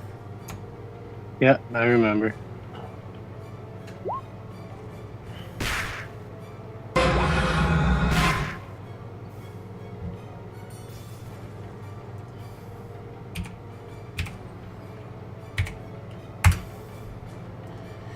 And your fists count as magical still, don't they? Yep. I thought so. Alright. Its flesh seems to wither as your rap hits it. It is not happy about that at all. Rayvelyn. I turn to the lizard folk ahead of me. He knows I want his lunch money. Go for it.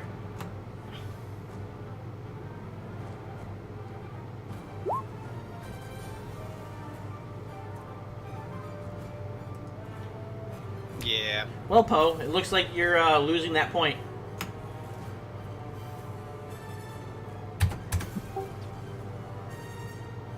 Didn't we say the big guys were worth 20?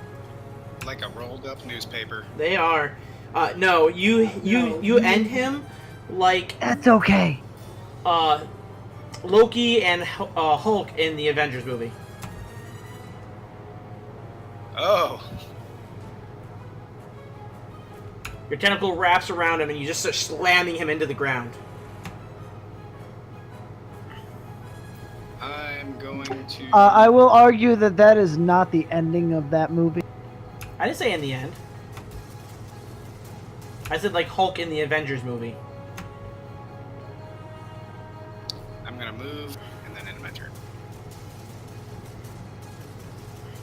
Slither, slither, slither. It's a little tentacly up in here. Poe, you're up.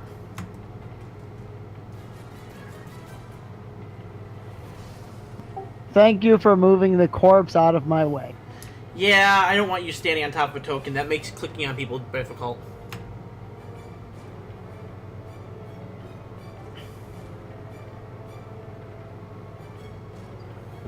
My apologies, guys. Looks like this session's gonna run a little long.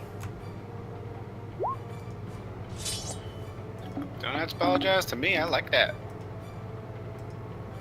I'm going to use a luck point on that one. Alrighty.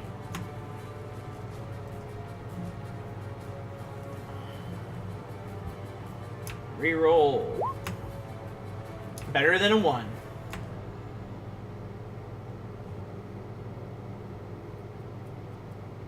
A 15 does not... Wait a minute. Nope, does not break his AC. That one does. Okay.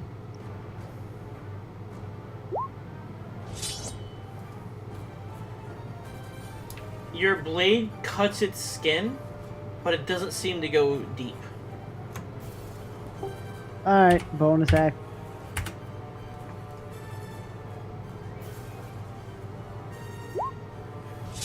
That one definitely hits.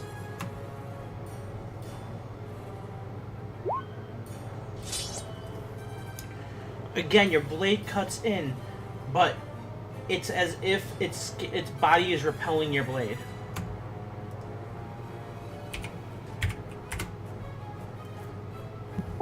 I'm going to expend Bardic Inspiration.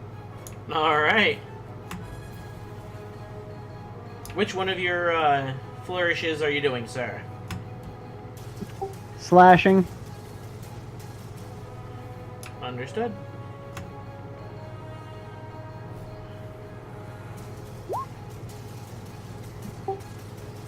Extra 7.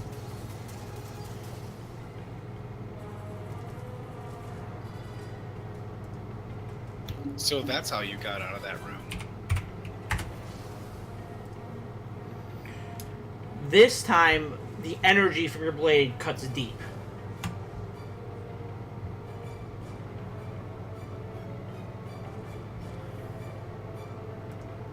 Daniel, Yeah, that's it for me. your turn. Hold the ring forward. Barim you! I'll expend 3 charges. Alright, targeting. The slad in front of me. Okie dokie. The big guy.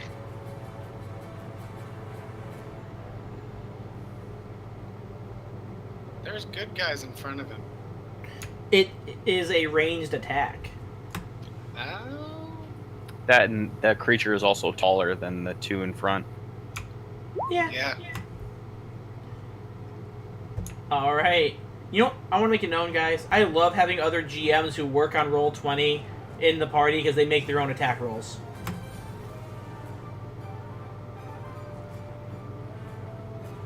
Oh, like the quick item make thing? Yeah, both you and Shane did it. I got a 18. That hits. As the spectral goat leaps from your ring, it jumps over Kane and slams into the body of the creature.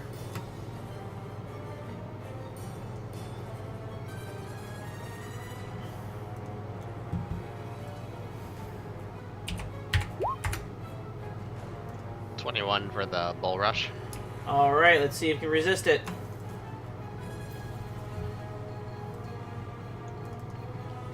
It catches the goat and throws him to the side. I was gonna change its roll.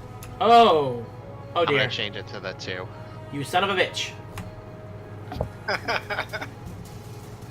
Nope, this is happening.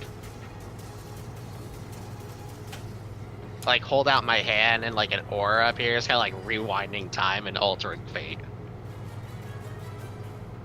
You all see as as it catches the ram, it glows for a moment as a clock appears in Daniel's hand. You see that it starts to back up and it rewinds a moment, and right when it's about to catch the ram, its hands move into a different position.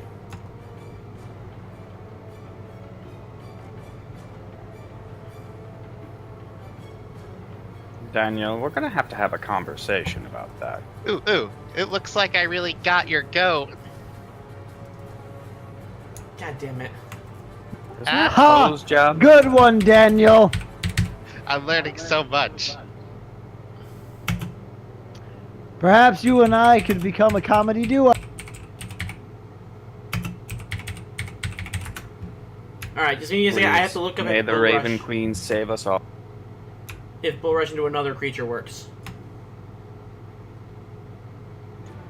I'm hoping it hurts them. Me too. I'm kind of curious how this is going to work out.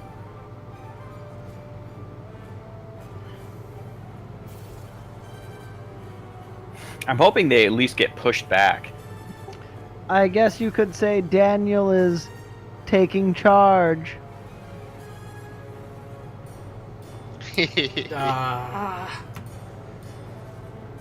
Both are slid back 10 feet. Perfect.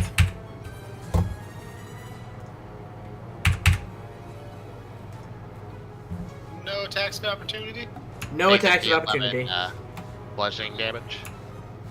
Yes, but it doesn't seem to hurt him as much as it should.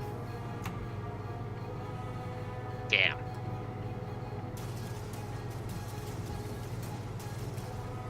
Anything else, Daniel? Yes.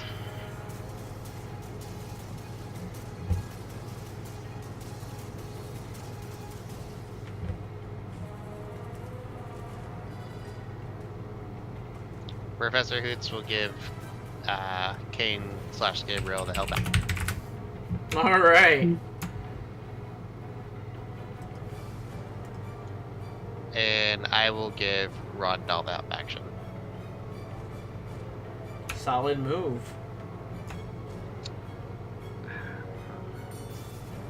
Damn your darkest aura. Okay, I'm done. Alright, unfortunately it is the creature's turn now, and they can move back into position.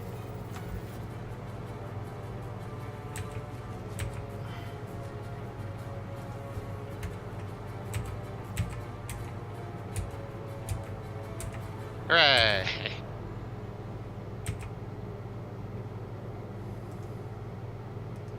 Alright, so this one makes attacks at disadvantage.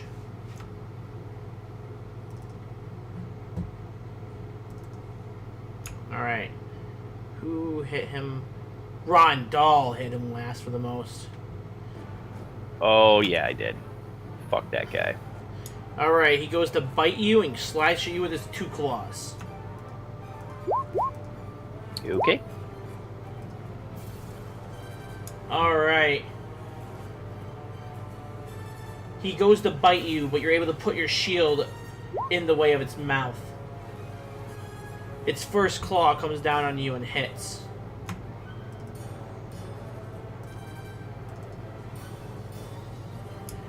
The second claw... I will let... Oh, sorry, wait, go ahead. I'll let it hit. Alright. Dealing 12 points of damage.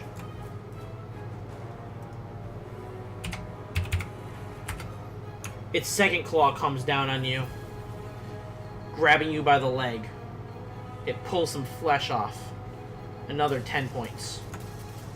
The second one I'll use the shield spell. Okay.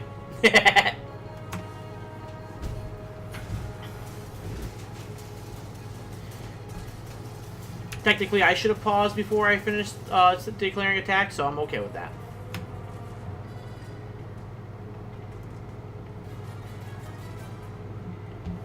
Most of those effects are after you roll, but before you decide if it hits or not.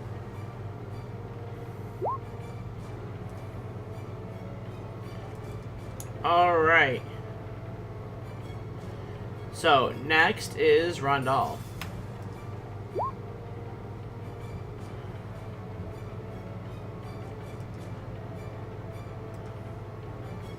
Okay. I'm firstly going to... You have the help action. Mm-hmm. That hits.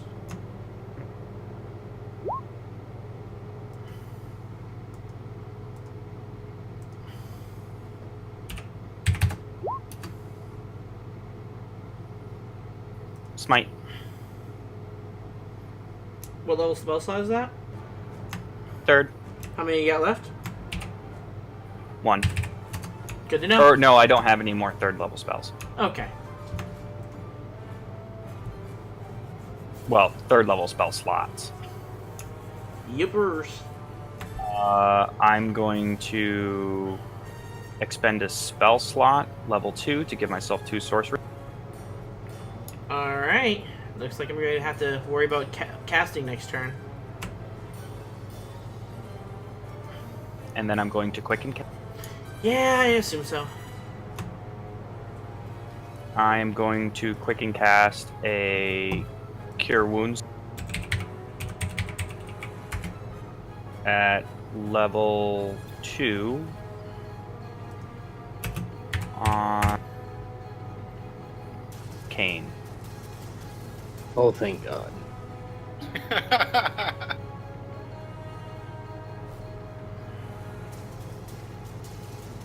Alright.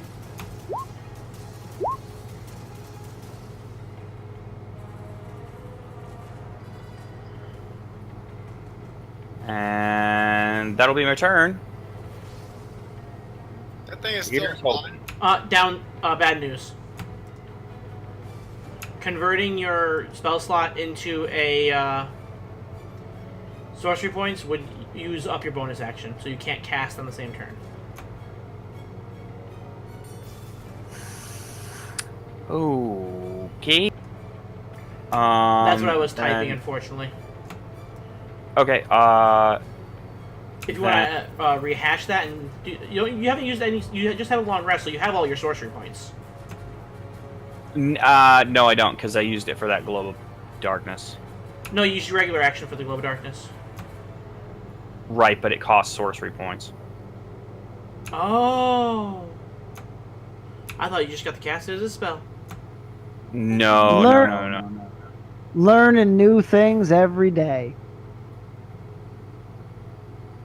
In that case... Oh, boy.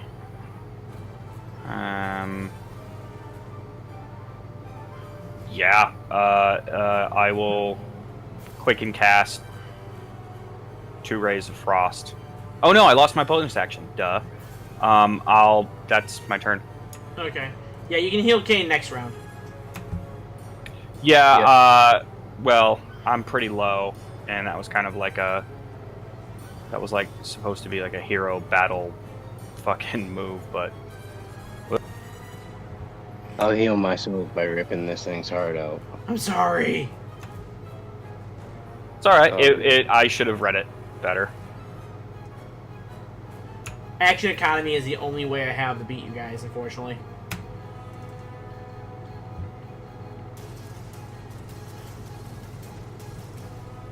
That, and if a fucking lizardman could hit Rondal, that'd be wonderful. Hit something, you lizard piece of shits. I'm sorry. I get a little frustrated when my enemies miss every freaking round. Isn't that why DMs roll behind the scenes? Yeah, but you know what? Cheating is just subpar to me. Cheaters never win. Except when they do. Alright, the Lizardman's Club hits Rayvelyn, but she blocks his shield with one of her tentacles. Kane's turn. Say, is that a tentacle? Let's try this again. That one hits. Ooh, Cool. Kane, make a con save.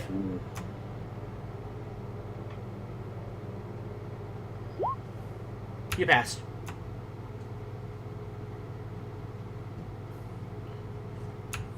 Four points damage.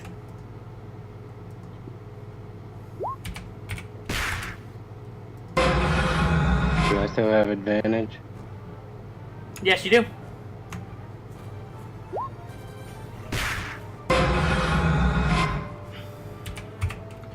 The wraps of sin burn his flesh. Still standing? Still standing.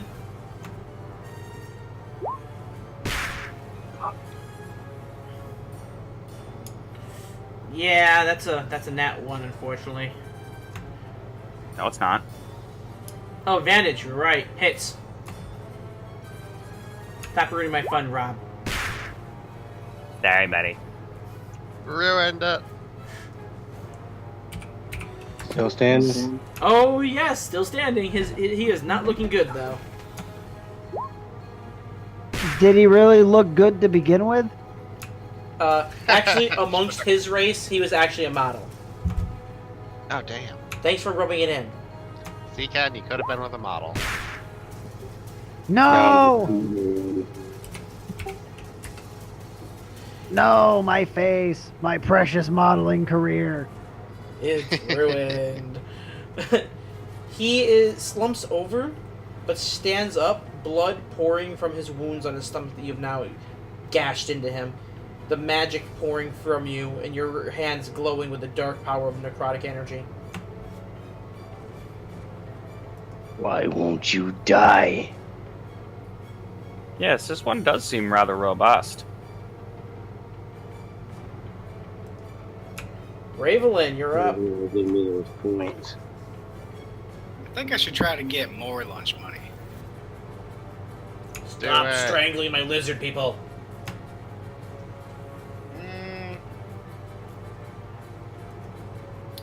So this guy's half in shadow. Half in shadow. What does that do to him again? You guys get advantage of attacking him. Also, make a con save. Oh. We have to take con save? Yippers. Sweet. Because it smells really bad. Smells real bad. Octopuses don't technically have noses, but for some reason it still affects. God damn it, roll low. I'm gonna try to get the most lunch money possible and go for the big guy. Damn you. That hits. And I swear to God, if you steal my kill. I'm gonna do the thing. Go ahead and do the thing.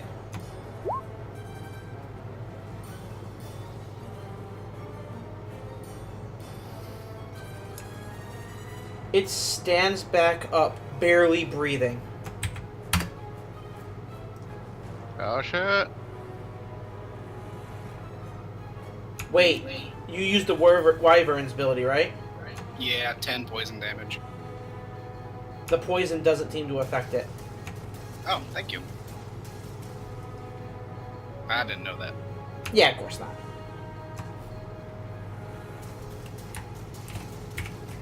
Still not looking good. Yeah, that's Yeah, as I just said, it didn't look good at the beginning of the fight. You shut up. He was a beautiful man. That thing's a guy? I mean, it has a penis, maybe? I don't know. You Called can attack shot diagonally. penis. Oh shit. Make those rolls. I don't want to get my blades dirty. I'll just kill it normal. Oh, fine. Don't cut its junk off.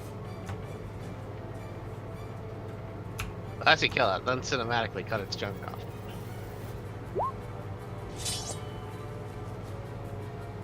Your first attack misses.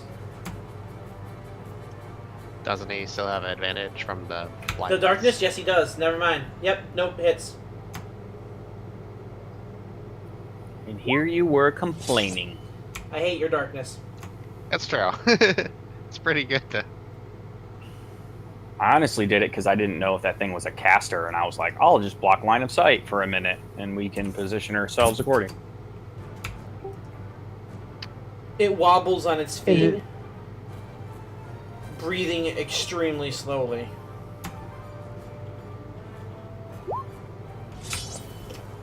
You don't even need to roll damage. How do you want to kill it? It had 1 HP left.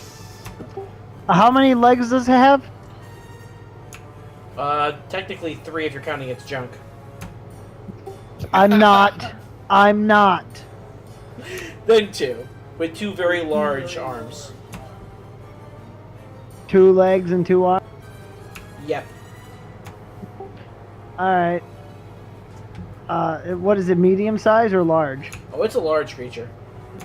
Okay. Well, I don't think I'll be able to sever both, but I will sever 1 leg so it falls over onto its side, and as it slams into the ground, I'll sever its head.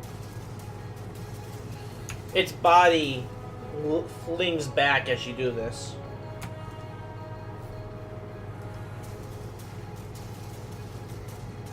With the big old red X on it. I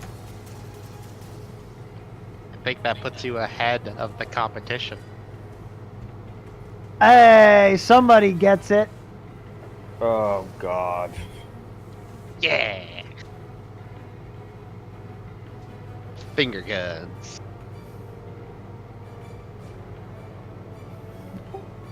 And I believe Kane was damaged last turn. Kane and Rondal. Who looks worse? Medical check.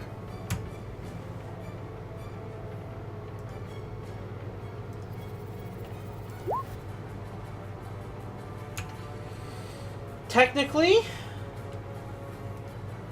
Rondal looks worse.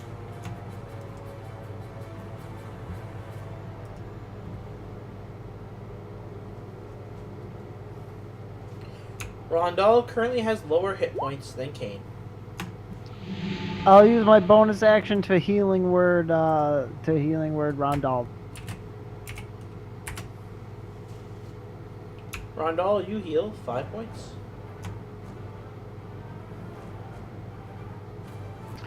Not sure why I can never high roll on that heal, but good enough. That is my turn. Hey, 3 out of 4 ain't bad.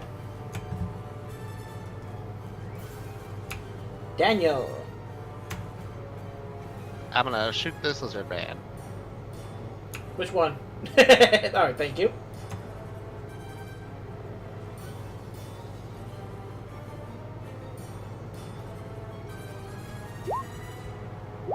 Add another 3 to that. It is still casting as base level no matter what spell level I choose. I was casting that as second. Ah, I already got 9. Yeah, double 9s. I guess I'll spend a luck point. Bum bum bum.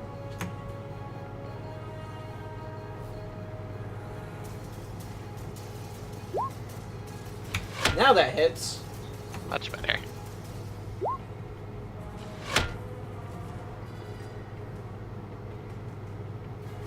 So that's 17 damage.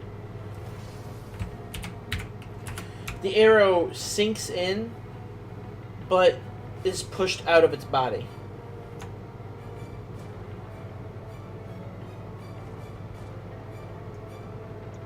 Professional Hoots will give Kane the help action. Alright. I'm gonna give Rondal the help action, and I'm gonna tell him, use all your strength to fight, or to hit the big one. I'll help you. I nod. And that's my turn. The large creature swings at Sir Malard with its arms.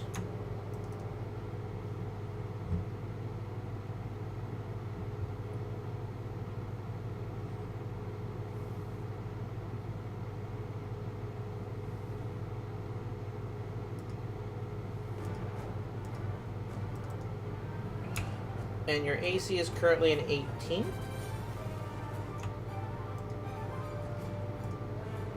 Alright, the first attack hits. Any responses?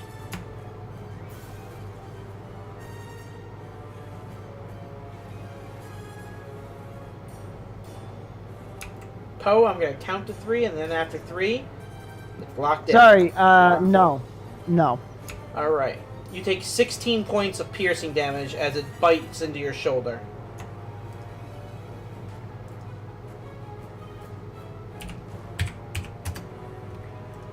Its claw comes down towards you. It looks like it's going to hit.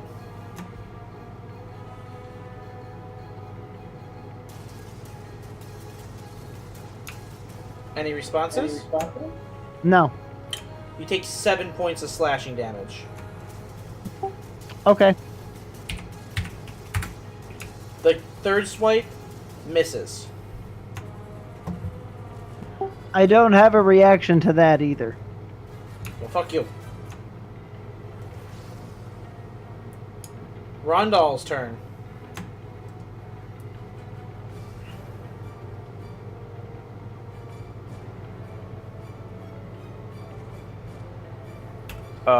Hold on. You can do that, and it will not provoke attacks of opportunity. Yep. I'm going to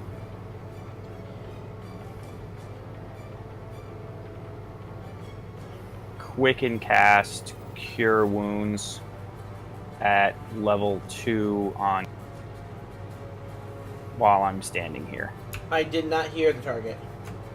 Kane. Kane, alright.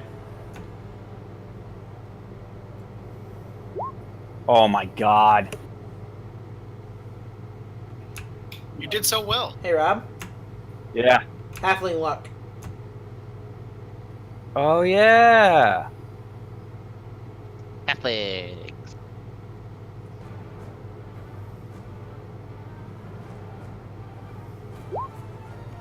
Much better. 10 points of healing.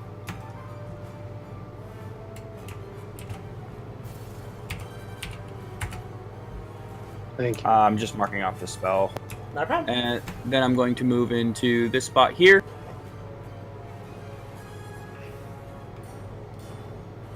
And swing it at the big dude. Yep. You have the help action. You crit. Oh. Damn. I'm also smiting. I assumed that when you said the word crit, you'd smite. I'd like to re-roll that. Oh, I re-rolled a 1. Yeah, it's once per round. Ooh. Okay.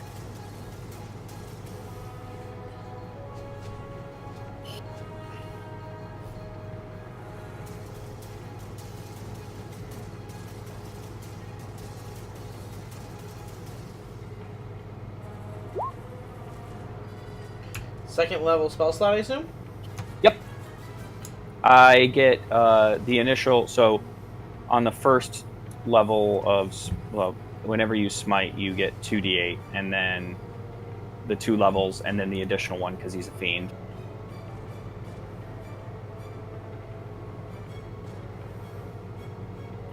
And I don't know if I double that. You doubled it for a crit. Okay, That's so why I'll roll. smiting with a crit is ridiculous. So what spell slot did you use? I used a second spell slot.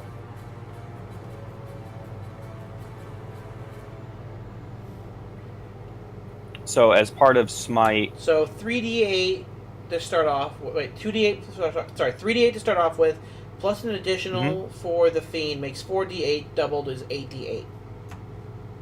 right? Ow.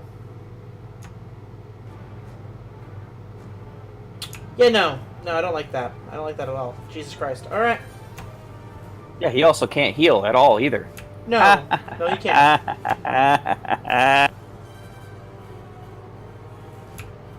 Okay, so 31 plus 9 is 40 damage. Boom, baby. You know what the scariest part is? But that was a level 2 spell. No.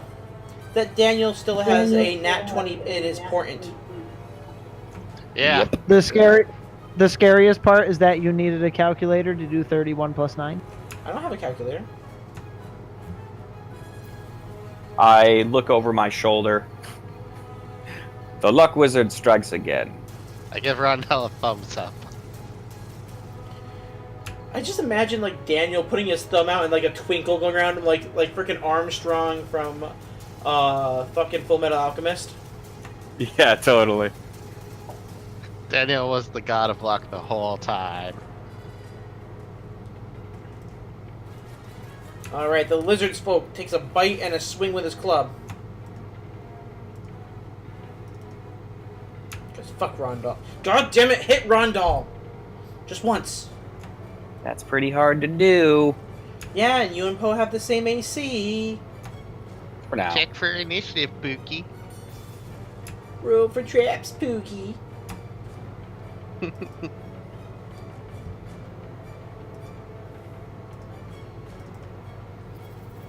Check for Don't- invisible traps. Don't forget your help action advantage. Rayvelyn, you take 7 points of damage as his club hits into you. Alright. Kane's Oh, turn. thanks.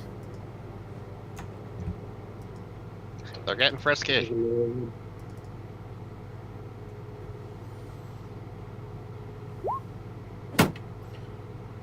That one misses. Wait, did Kane get the help action from somebody last turn? Yeah, from Professor Hoot. Alright, this one, I thought I heard that, but I went and double check. So that one hits. Good job, Mr. Dream. Keep going. Woo.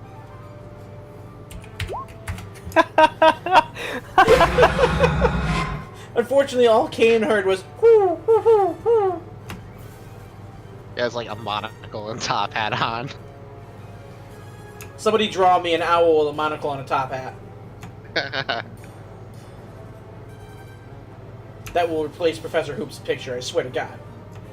Well, you did hire that artist. She's working on so much already. I The don't second know. one, the third one hits. Yeah, I don't know why I clicked that twice. I only hit it once. Doesn't really matter. Twice, but yeah, fuck it.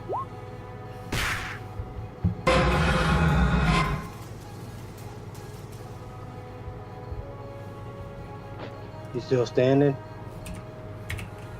Yes, sir, but not by much.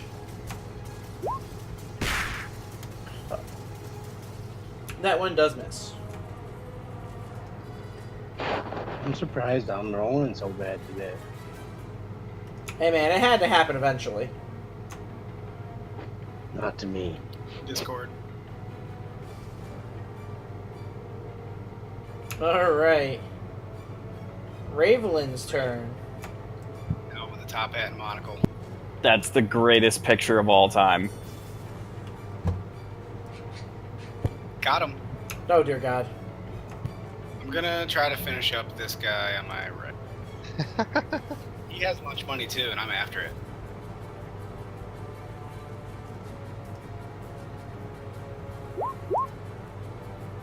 Nope. Unfortunately, nope. It's alright. I will move. Actually, if I move out of his range, I broke that back. Yes, sir. I will not. Alright, Poe's turn? Go, Poe. I think you know what I'm hitting. The little one? God damn it.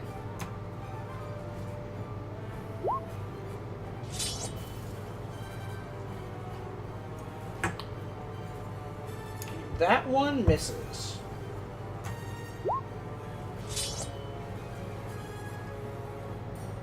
That one also misses.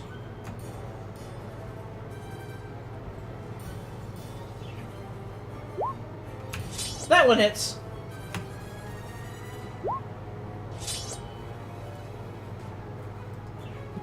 I'm also going to use another bardic inspiration on that. Alright. The blade Sing us a cuts song. shallow. But the magic hits deep. Could not high roll that anymore.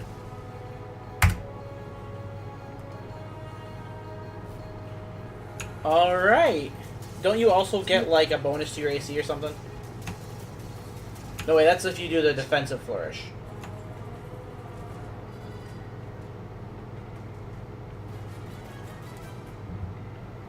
Yeah, I was doing the bonus damage.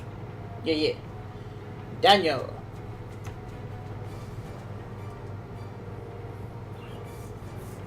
I'll give Gabriel the help action again. Alright. Just Gabriel, not Kane. Actually, no, you are correct. Gabriel. I was misreading that. That is defensive flourish. It is extra damage and bonus to AC next round. Yep.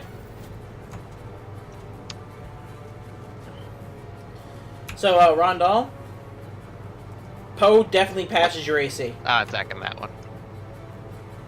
Alright. That's okay. He looks like a goof doing it. Goof. Okay, Rayvelyn, why the hell have so many people photoshopped owls with top hats and monocles? I don't know. A lot of people like to draw that kind of stuff. I believe it's called Gentleman Owl. They spend too much time at the Steampunk World Fair. Fair enough. Did you have advantage? No, so I miss. Okay. I mean, I assume I miss. Yeah, you miss. Okay. Help action on Rondal again. Alright. Do it again. Okay. Alright. The demon reaches down for Poe.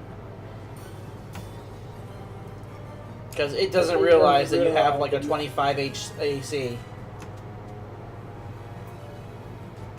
26, but close. Jesus. He got a +8 to his AC this round. Gotta love high rolls.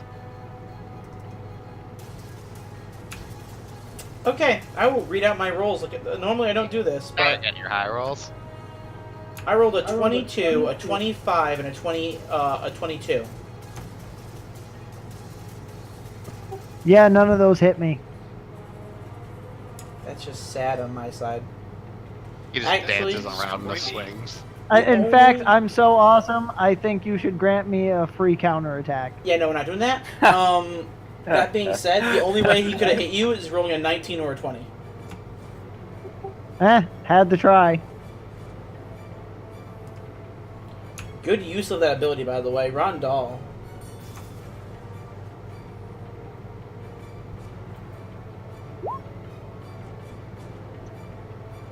I'm going to replace this roll with a nat 20. Yeah, I knew that was going to happen. I'm gonna basically show him all the threads of fate until he figures out which one will fell the beast and give him that. Alright, so roll that again.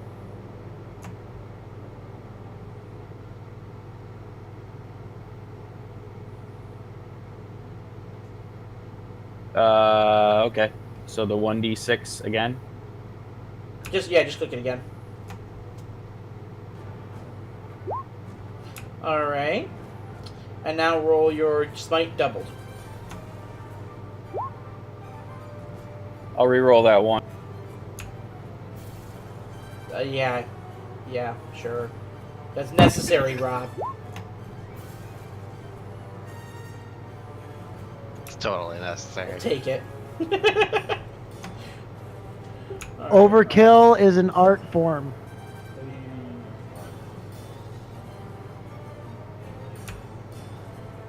For 54 damage.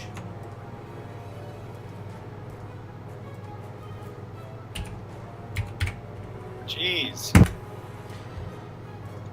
Combination attack. Blood You don't- splatters from its chest. Can I run up his body and then turn myself into like a human pinwheel and spin myself down him and cut him in half? Sure. We'll say that's how he dies. That's like some Mortal Kombat shit. Yeah, the whole time there's like a shadow blade made of like Raven Queen feathers cutting the shit out of him. And then I look over at Poe. Sad part is, you needed a lot of attacks to do what you did. I only needed one. I'm claiming No. half those points. No. The real sad part is you stole my kills. I need those points. So, how is this going to work? Are we going to split the points on that one, Daniel? Yeah. Alright, fair enough. Sure, after I did most of the work. Hardly. Alright. Now it is time for the lizard men to flail like idiots. Oh, you're still here?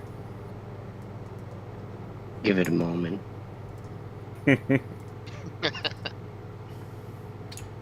He flails helplessly trying to hit Kane. At this point, they're probably demoralized. Oh, entirely. They have disadvantage on their rolls. The club does hit Rayvelyn, but it you barely even feel it.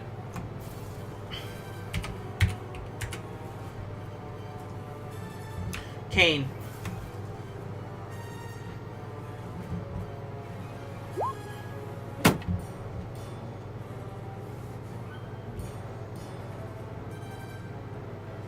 You had the help action on you. No, Rondal did. Okay. And it too. From Professor Roots. Alright, then, yeah, it hits.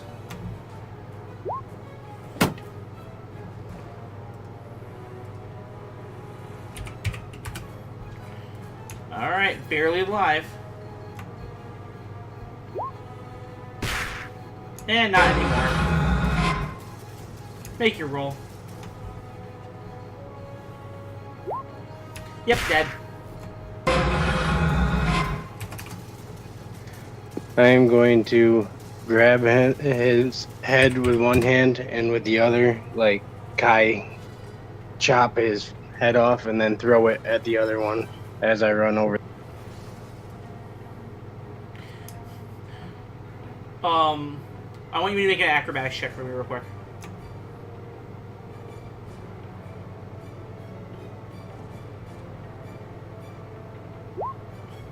Good enough. You place one hand on the dead demon's body, do a front handspring off of the body, put one foot on Rayvelyn's octopi head, flip over top of the lizard man, and land here.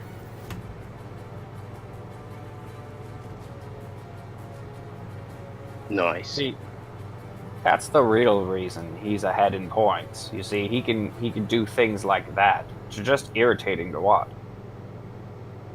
But so much fun to do. Thanks to Kyle's long strider, you had enough movement to do that, even So while walking around them.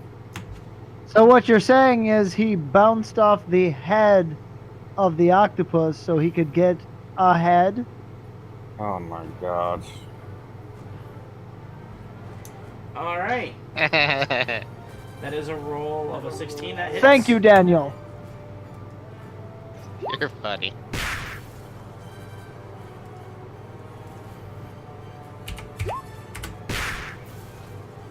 Last one does not hit. Fucker. Rayvelyn, going for the kill. Yeah, let's see if I can hit him. He's been avoiding giving me his lunch money. He worked really hard for that lunch money, man. That's a dead lizardman. Woo! That's 1 point. And that is the end of combat.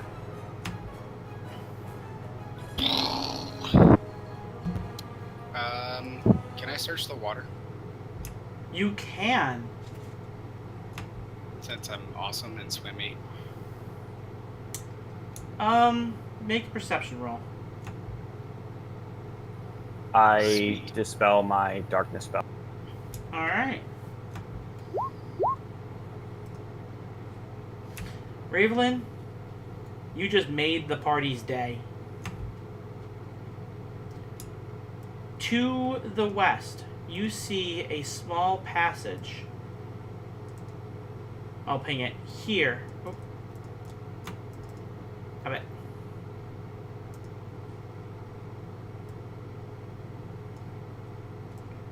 That heads into the water and through a cave. It only goes for about 10 feet. It is 80 feet down where you had to swim to get to it. I'll pull your character over there and I'll bring a cambot with you.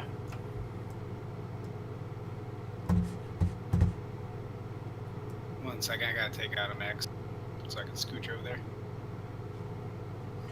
Alright. Curt, I'm going to use 5 points of lay on hands to get rid of the poison on myself. Alright. Can we swim there? Is it safe here? You can. Because no one else, you're the only one that was going that way, unless you are an octopus. I had to swim 80 feet Down. Yep. Well, keep in mind we all have water breathing. Agreed. If everyone wants to follow you, they can. Okay. Ooh. Is it like downstream, or can we get back? You could get back out in and out. It was just very far down and it was hard to see. Okay, I'll go back and tell them I found a safe spot to rest if we want to. And if anybody needs help swimming, I have extra legs. Oh, it's not good enough to take a long rest. It's been there hasn't been enough time, but we can take a short rest. Alright. Yeah. want me to tell I you want to guys go what in you there found? and... Yeah, I want to investigate that. Alright. Several rusty iron coffers lie on the dry ledge at the south edge of the chamber. 2 of them contain... Are you ready? Alright, who's taking notes? Hold on. I will.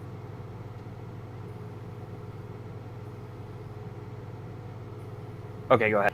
Alright. I'm not going to repeat this twice, so make sure you write it down. 730 gold pieces. 900 silver pieces. A silver ewer. E-W-E-R. 2 scrolls. You also find 2 leather waterproof satchels that contain about 50 heavy old books written in Dathik. Can you spell that, sir? Dethek. It's Dwarven script. I can read Dwarven. Wow. Okay. You are able to figure out by the writing in the books and the notes that are in them, Daniel, that they belong to the dwarf sage of the Mirabar delegation, the one that you met at the bottom of the Stone Temple Monastery. These belong to the delegation. Oh, that's fortunate. I'm having a troubled thought here. Is this perhaps our dragon turtles horde? Make an intelligence or nature roll.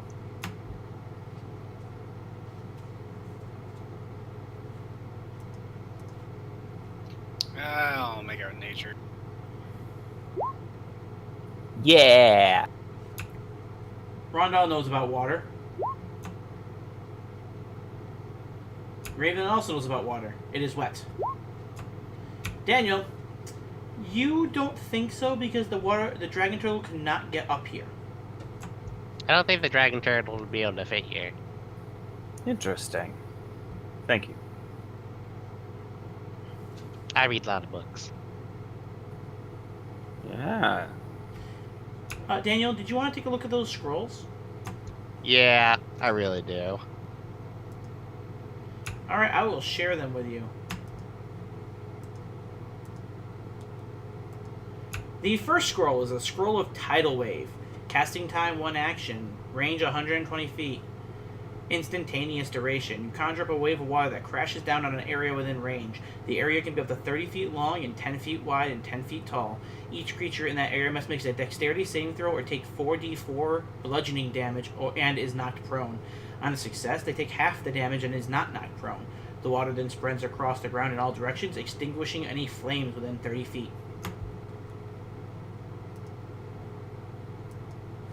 Cool.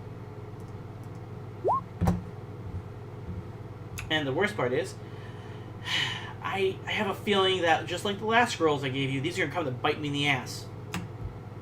I like using scrolls. Yeah, I know you do. Alright. The second scroll is a scroll of Vitrolic Sphere. One action, 150 feet. Instantaneous. You point at a place within range, and a glowing 1-foot ball of emerald acid streaks there and explodes in a 20-foot radius. Each creature in the area must make a dexterity saving throw or take 10d4 acid damage and 5d4 acid damage the next turn. On a successful save, the creature takes half the much damage and no damage next turn. Dang. That's cool. It's like the dip from Who Framed Roger Rabbit. It's the upgraded version of Melf's acid arrow. It definitely seems it. So I think are we down for taking a short rest in this place? Yeah. I'm fine with it. Alright, we'll let you guys take your short rest, make your heal rolls, and that's what we'll end the session. Are we where we're at right now? Like Daniel is behind us all and he's swimming past. I'm going to assume that Daniel and Rondal, they both said they were going into the cavern. Okay. And I'm going to assume that everyone's going to go take their hour rest in the hidden cavern. Yeah. Yeah. That's fine. Alright guys, and that will be the end of our session. We will pick up here next week. You guys found the boss chamber of this dungeon. Wow. We'll see you next week. Same water cult channel, same water cult time. All right. Well, Blah blah blah blah blah blah blah blah. good news. That was a great session. This is the Seekers of the Lost signing off. And as I told Rob, I really like that quote from J.R.R. Tolkien. So I'll be ending the stream with that from now on. This is Seekers of the Lost, and just to remind you, not all who wander are lost. Later. Bye.